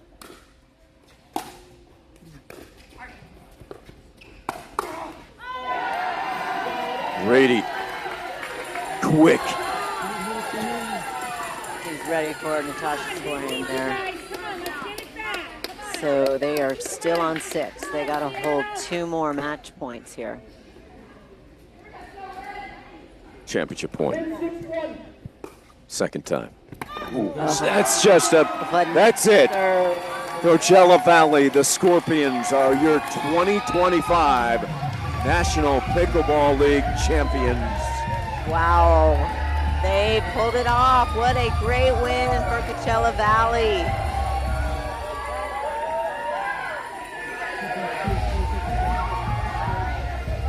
Amy's going to try to get out there with the team. Going to grab a mic, see if we can get into that huddle. As you can see, Brad Evenson, the photographer for the National Pickleball League, he's out there. Coachella Valley, the Scorpions, in dominant fashion. No doubt about it. They were in command of this championship, as they have sealed it 7-2 over the 1 seed Seattle Tsunami. And what a match it was. John Reedy, Natalie Hill out there in the winning match. Terrific effort from Mills Miller, Natasha Linton, and the Seattle Tsunami, but Coachella Valley sharper here in the championship. Seattle had beaten this team twice out of 3 chances this season. Although that last match finished in a tie, Seattle awarded the victory and overall match points, with the team breaker being unavailable on a late Sunday. But there was no doubt about this matchup with Coachella Valley, the Scorpions, determined and strong throughout. We'll see if Amy can get out there.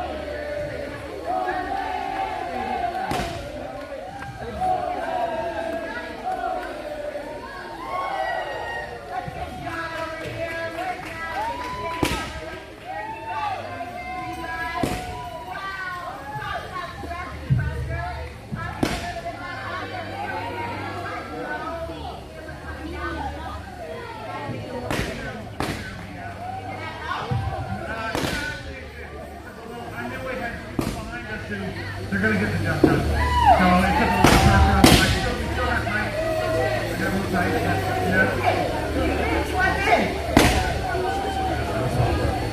Absolutely, you guys did a fabulous job of keeping your composure and being able to get the job done. I mean, how you feeling, bro? So good. I don't think you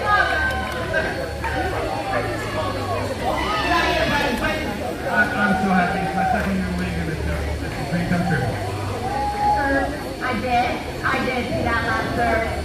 Yes, and I saw a lot of turns with that slice that gave their opponents a lot of trouble. So that's a turn. Slice was working in it, so that was good. Team blue, nice.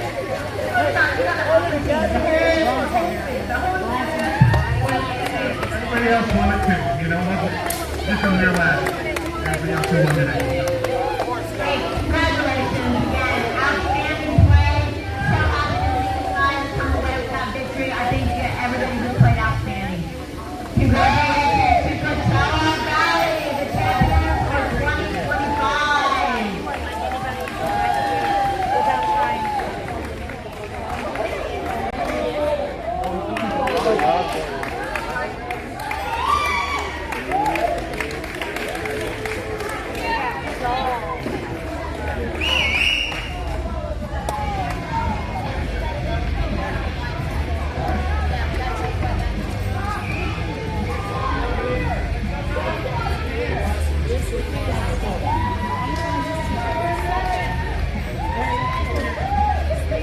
Yarborough's going to try to line up Coachella Valley in front of the camera, so stay tuned, all you NPL fans and Scorpion fans. You might be able to get a better look here with Amy trying to get closer to the camera with some guests. I know Kim Jade was over there speaking with Amy Yarborough on court. Let's send it back down.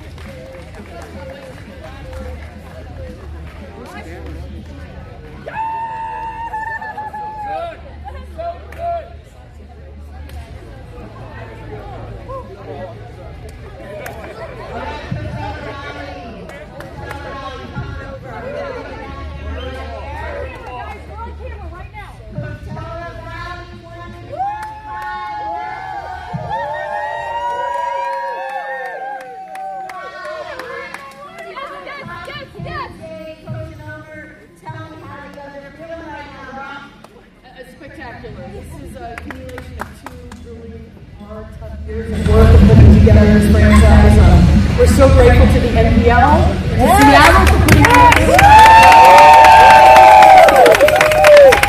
so grateful to our owners, Vince Vaughn, William Pape, Don Zucker, Rob Swimmer.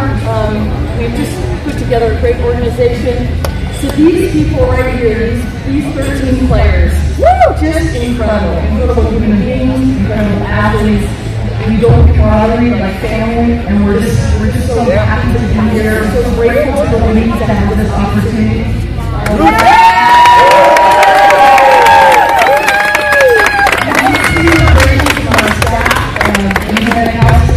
And Laura, Dr. Steve is here for us this weekend. Give it up for Kim!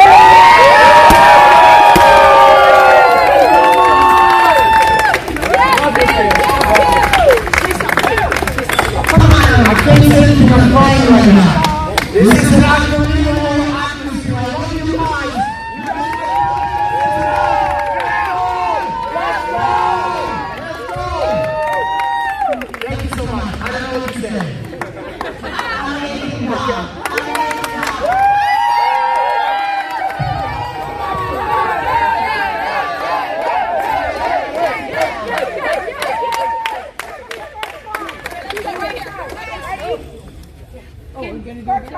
Count it up? Yep. Score Squad!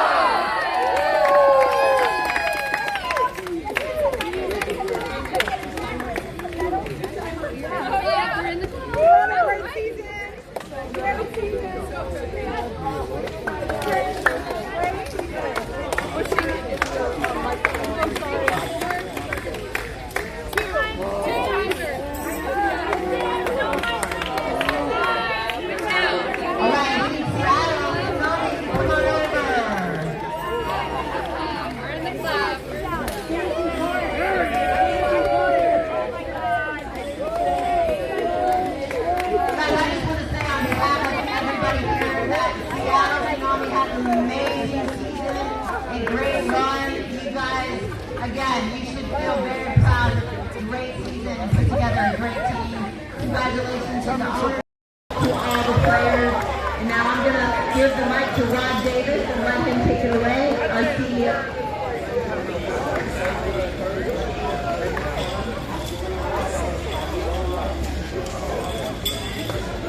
Okay, so we are going to congratulate again all of the Seattle Tsunami teams.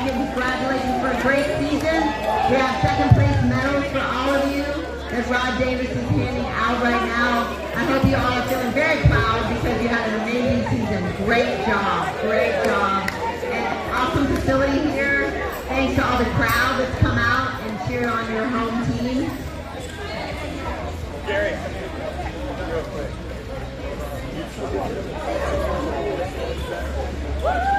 Rick and CB, I'm going to give the mic to you guys for just a second while we're handing out. You guys want to speak a little bit on behalf of your team as the captains? Super proud of everybody from Seattle that came out and supported us this weekend. We had 3 ridiculous knockdown, drag-out matches. Proud of my teammates. Honestly, what we did in the regular season, finishing 3rd in 3 events, 2nd in an event, and 3rd, like that's unbelievable.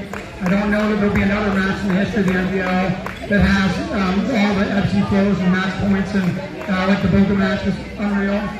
Congratulations to Coachella. Stefan, thank you. Big clap for Stefan and James, the owners and GM. Let's clap for them. They're amazing. It was my privilege to be your captain, and it was my privilege to be a captain alongside this captain. All I'm going to say is, the other day you said, this magical season would end today, and this is still magical. This result changes nothing about this team. I mean, it's been such a special ride this whole season. So we're holding our heads high. Coachella played awesome today. Congratulations to them, but I love this team.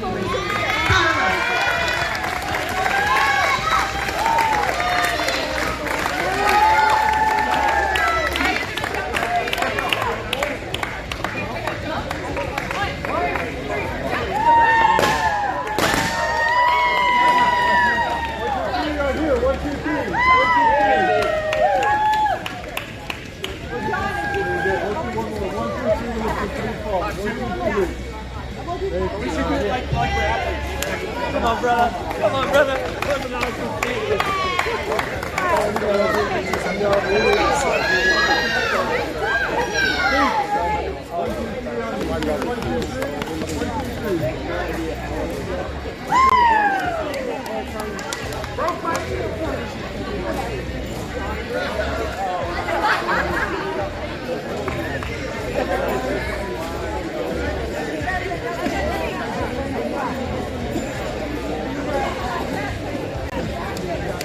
Kim, where's the check?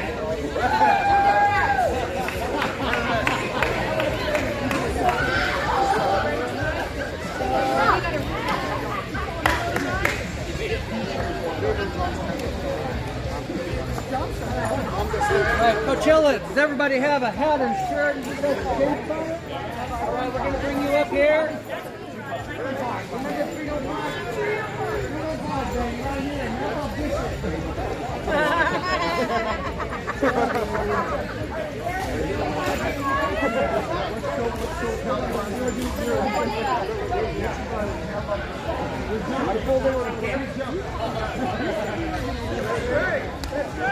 Coachella, come on up. Coachella Valley, come up over and receive your medals.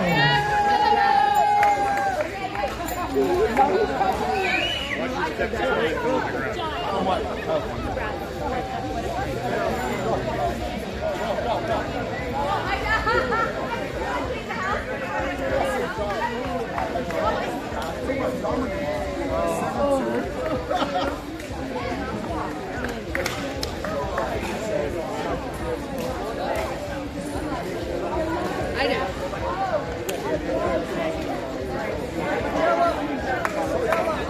Coachella Valley, come over. Rod Davis is ready to give you your hardware.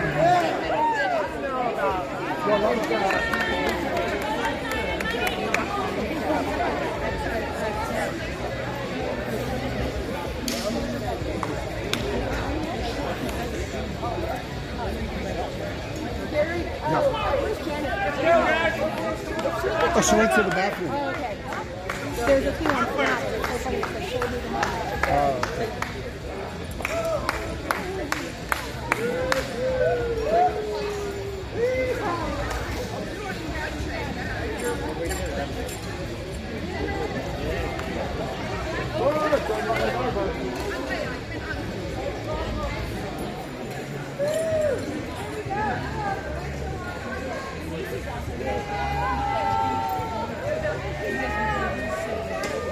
Hey, congratulations, Coachella Valley. While we are giving out our medals, I'm looking for Marcin. Where did he go?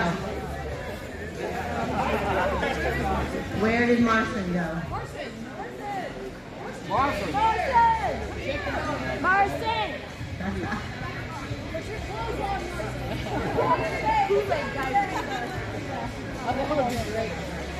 Again, congratulations to you all. What an outstanding group of athletes that Coach Kim has put together. And Marcin, while everybody's receiving, I would like to hear from you. What do you have to say about this amazing experience? It's an amazing experience, absolutely. Share with all these guys. Look at these beautiful faces over here. Look at this. It was a journey. I remember my very first match. I lost. I was like, oh my gosh, what am I doing? Into, but they lift me up. Team, we are sisters and brothers, and we are number one. Come on! Speaking of number one, how about we give you, or how about do a little championship trophy?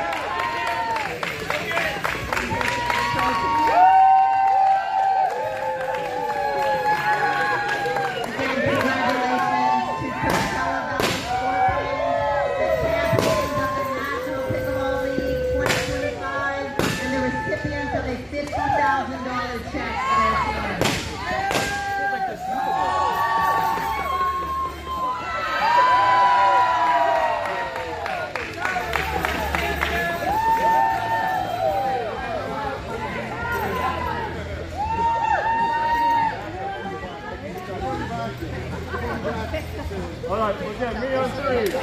1, 2, 3. Look at me on three. 1, 2, 3. What's up, guys?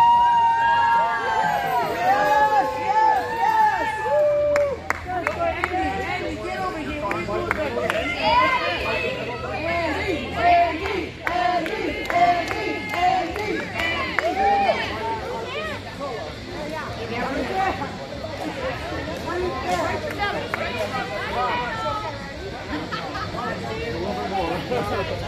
You're good, right there. All right, look right here on three. 1, 2, 3. 1, 2, 3. Awesome. Great job, guys.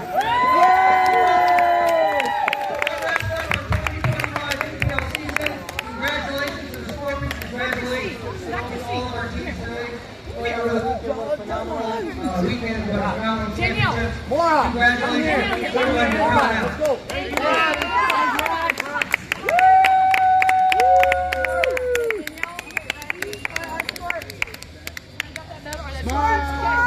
Right here on three. 1, 2, 3. Right here on three. 1, 2, 3. Thanks. Thank you so much for being here. Yeah! No, you're good. We're gonna be treating You're buying. Where's the champagne? Oh! I know. Fill it up. Oh. Wait, they're getting champagne. Champagne? I saw that they were getting champagne. Hey, Marcin, they went to get champagne. They went to get it. Really? Yes. Oh, yeah, I'm spraying everybody. Good. Shake it, buddy. Yay! Okay.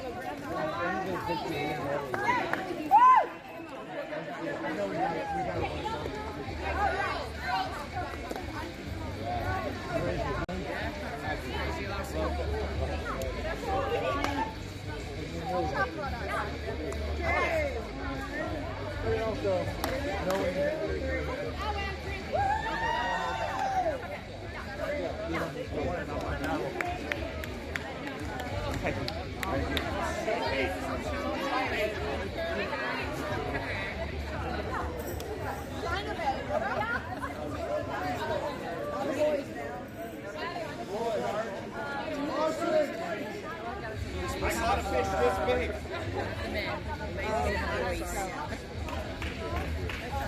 What? Boys only? Men. We're here on 1, 2, 3. We're here on 1, 2, 3. Let's go, boys! Come on!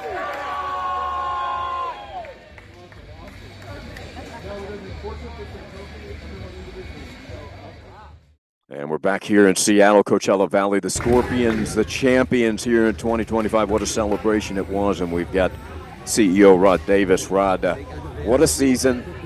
What a match. What an atmosphere. How much excitement did you feel out there, Rod?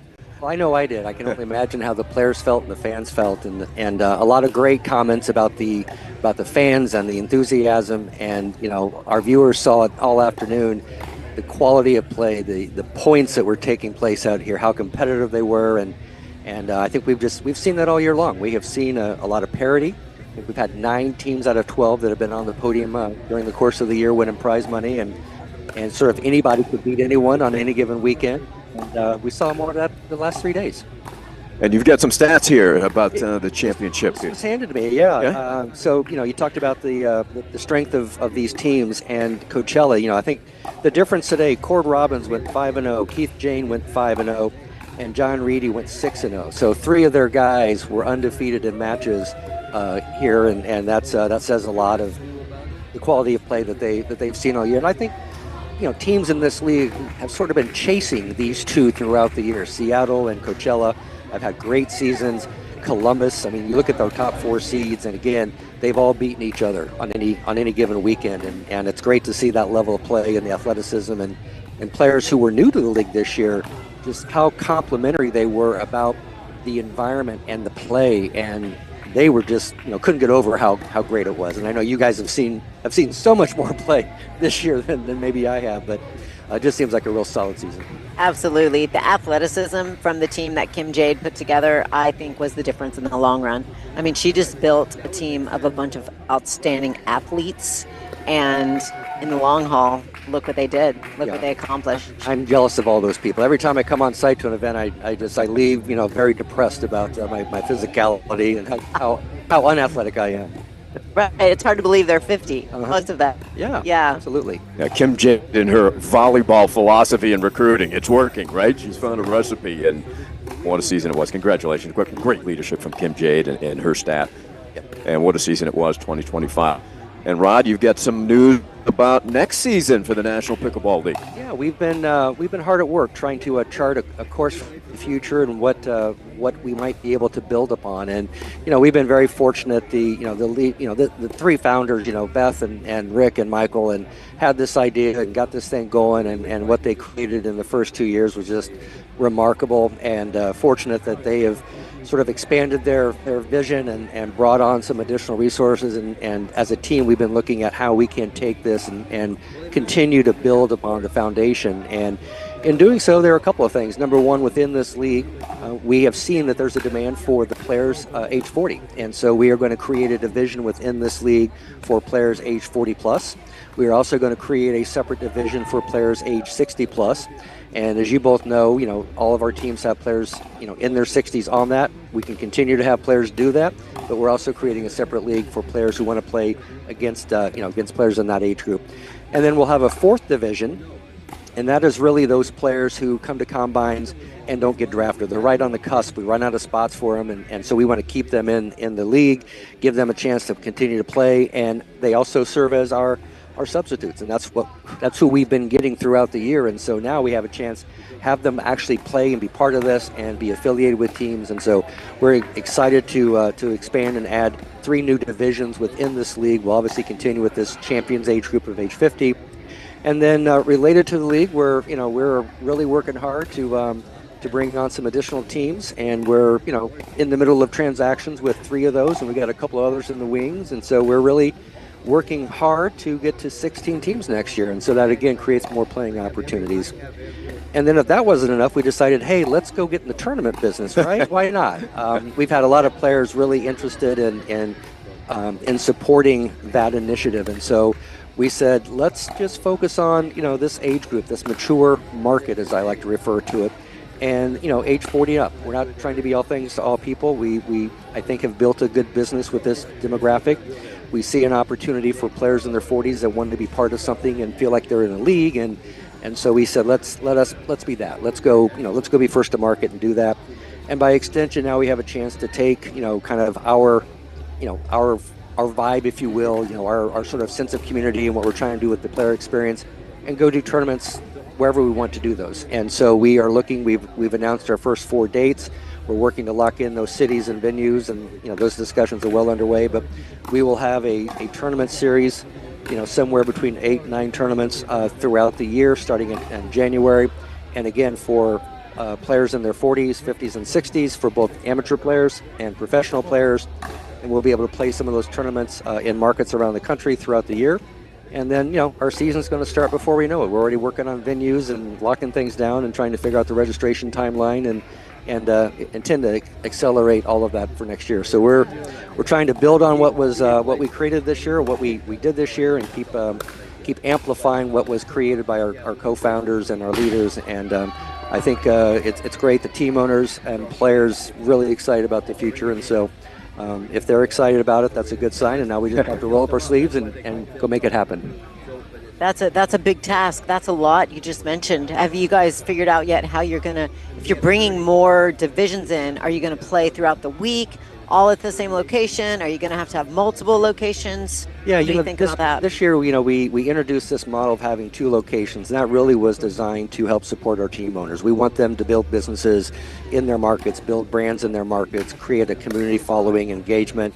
We love the idea where it's possible that teams have players from their local market. That's really helpful for them as they create those sponsor relationships and do activation. So we introduced, this year we played, essentially we had 11 events. We had 10 cities, I guess, and 11 events, but and we want to continue to do that. And the idea here is, from a scheduling, is that our next up pros, if you will, and our 60s will play on Thursday and Friday, and then the 40s and 50s will play on Saturday and Sunday. So again, you've got that sub pool built in. They're already on site. Yeah. We've got team affiliations, and so really it becomes this puzzle of, okay, if we send, like this year, half the teams to one location, the other half to another location, how does the math work? And again, once we see the demand for these new divisions, we'll figure out if we have 8 teams of 40s and 12 teams of 60s, or whatever the math may be. So we'll let that player interest help us define that, and then we'll put that Rubik's Cube together of who goes where and all that. But we've got a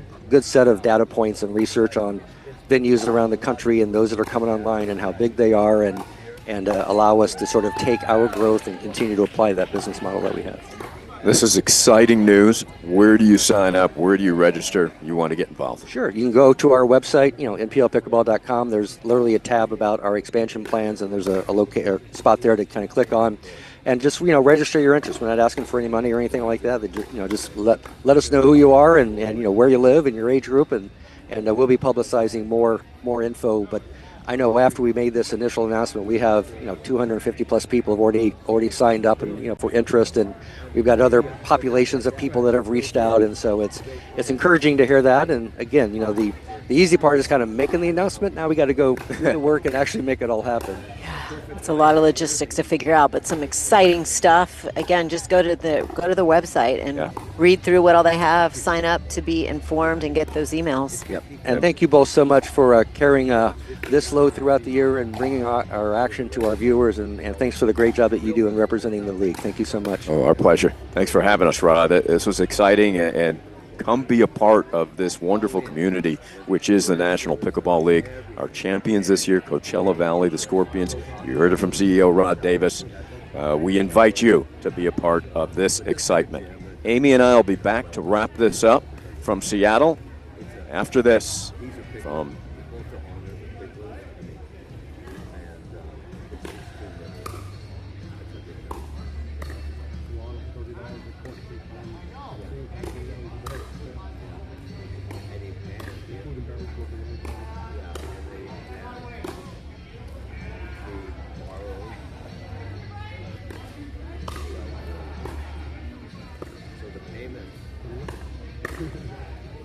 at the rate he's paying, I would give him the $12. He's paying a rate, so what happens is on those deals, because SBA only gives you up to 5 points. You know, there's like a cap. So it's a combination of SBA and PIC.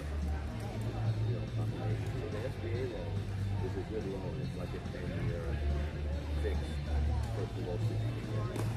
Which is a good loan. You know, it's amortized for 30 years. It's like a home loan. Yeah, it's like a rate. The other one is, you know, 8.5%.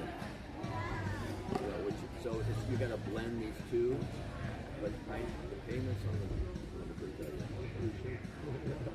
the payments on the loan. Forget about the property tax, running the place, the employees, the property taxes, by the way, awesome. Every place where there's no state income tax, Florida, you have high state tax, property tax. Well, okay, you're used to New York, yeah, okay. Yeah, well that's, New York, forget New York, yeah. But, so it's $75,000 a month for the mortgage. I look over, no, the two. Between his overhead, all the overhead and the mortgage, when you put the two numbers together, I get them about $2 million a year.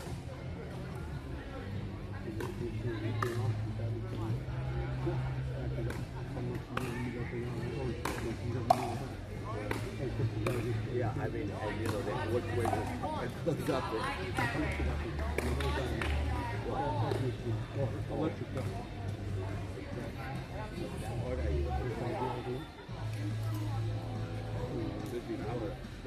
My home in the summertime runs between my home, but it's good water.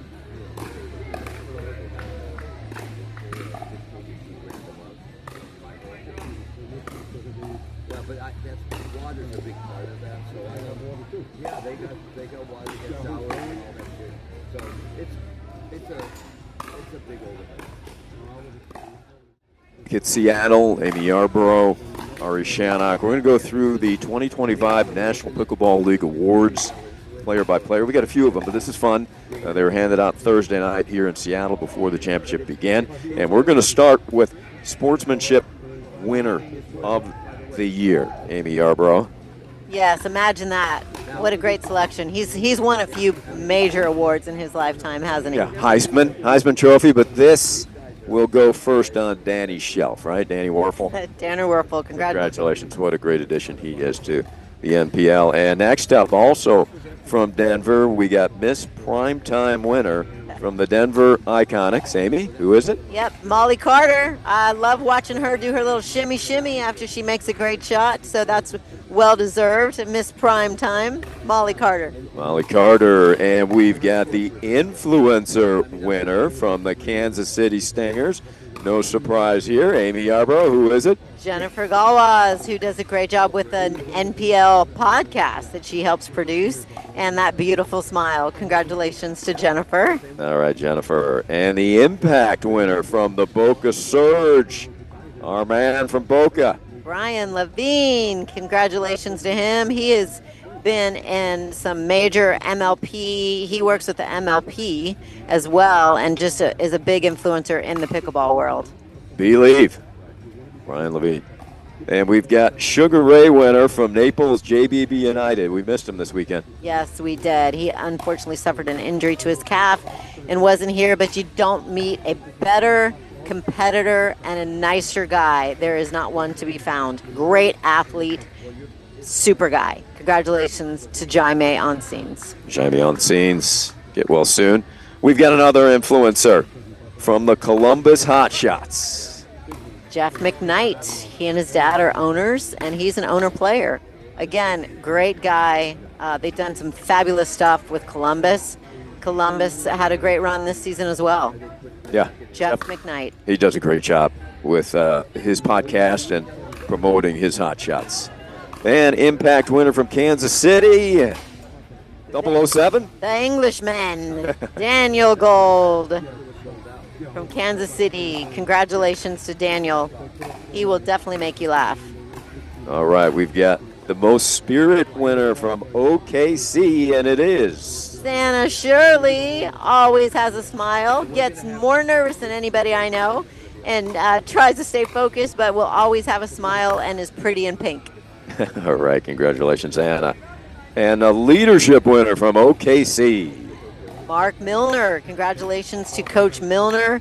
He's done a great job of leading his OKC team, and well deserved. Great job, Mark. Way to go, Mark.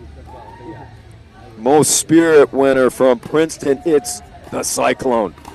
Mr. Saad, I'm going to let you pronounce it. Saad Ibsais. Thank you. I always slaughter it. Always has a great smile, always encouraging, and full of energy. Great win for him. That's well deserved. Way to go, Saad. No pain, no game winner from the Kansas City Stingers. Hugh LaRoque. Congratulations to Hugh. They're from the Kansas City team. There's a lot of great people on that team, and he's a tough one. Suffered some injuries, and again, I think the no pain, no gain, that's probably everybody, but this guy plays through it. NPL, my partier winner? Is it my partier? The partier winner. Oh, I didn't know that about you, Helen. Helen Wilhelm from the Houston Hammers. Congratulations. She will bring the party for sure. Good to hear it. And we've got a few more. Amy's going to go grab them. Just a few more, and particularly for you Coachella Valley fans, here they come. Well, they won a lot of awards, including the NPL championship. Leadership winner from Coachella Valley. No surprise here. Goes to Kim Jade. You see what she put together in her leadership. She put together a great team of athletes that ended up winning this season. Great job. Congratulations to Coach Kim. Yeah, she's been leading for many years through many sports, a UCLA volleyball championship, and now an NPL pickleball championship. Sugar Ray winner from Coachella Valley. Sabrina Gilbo, thank you. She's the one that we always want to check her ID and make sure she's really old enough to play in here. Outstanding athlete and well-deserved to her. We're so glad to have her in the league this year. Great addition, Sabrina. Thanks for all your help. No pain, no gain winner from Coachella Valley, Brandy Zaslansky. I'm not sure what her injury was, but we saw her in street clothes. So, again, the league felt like she's played through a lot of injuries. She's tough. She's got a beautiful smile, and congratulations to her. Yeah, she got off to an outstanding start for the season before an unfortunate injury. And we're staying with the Scorpions. It is the NPL. My partier winner, another partier from Coachella Valley. Keith Jane, what a great day he had today. I believe he was one of the ones that we said were 5-0. So congratulations to him. He must like to bring the party as well. Most team spirit winner. Oh, guess who? Coachella Valley, the Scorpions. Absolutely. So that says a lot, because a lot of this teamship is about how your team communicates, no drama, love each other, support each other, pump each other up, and congratulations that they did an outstanding job of doing that this year. And you can add right above that, 2025 NPL champions. National champions, that's right. And that is our awards, and we're going to just thank a few people who it's been a long season, and we just want to say, the NPL, the first pro pickleball league for 50 plus. I mean, he was hoping 5 years ago, you're going to make $4 million on one deal. And now the team's 15, like you said. So, yeah, no, you can't. Well, I hope we do the same thing in 5 years. Well, no, it sounds like we took it for 10 years. So then we that's pretty cool. And so then we parlayed that and built this facility. And we got it super cheap because that facility used to be a golf course. Back and when golf switch were bankrupt, as you all know, this place was not just, it also had a driving range. It's a huge complex. And so he rented one of the buildings, and he got also the backyard, the golf. So he put sand volleyball courts. They had an MLP event there. Yeah, but they don't do it indoor where I play. He now built outdoor, two outdoor stadium courts. to the MLP tournament. And so we went to them. And so, but the problem with his building, the ceilings are 16 feet. So for a tournament, it's too low. Selkirk that focuses on creating new pickleball technology without limitations. So Selkirk Labs started in 2022 in February. At the time, the motivation was to build an engine that we could experiment with new product ideas and technologies in small batches, get them out quickly and efficiently to a core group of people that could then test and give us feedback early to help basically inform our R&D in making mass market products and now even expanding labs and moving quicker to basically make more cutting edge products. The problem was as we got bigger, right? We're still a small company, but as you get bigger, your product lead times start expanding because you just got to think of wholesale, you know, the media team, marketing, and just make sure there's time planned in, and also testing the product to make sure you don't have issues. And then you get that product through all your channels, you know, efficiently. And so what that does, even though we try to be pretty efficient, you lengthen your lead times overall to get product to market once you have the innovation, right? We get so much feedback these days because we are, you know, so much more product than we used to, that it's impossible to hand jam, it's impossible to go through it by hand. So we do use our own LLM, our own large language model, which is kind of a form of AI to look through that feedback. And at the very, very highest level, it looks at like temperature, like what is a theme, what do people feel about it, what are the keywords, what are the common themes here? And then from there, we can actually drill down into that data to a very like deep level to find things that we would normally miss or gloss over. What we think it would be in labs and what we think that would translate to a mainline product, by the time we actually get there and get through the labs feedback stage, we always end up making lots of tweaks. That helps us, you know, go from idea to a main launch with labs in the middle, with a labs launch in the middle. It makes that final product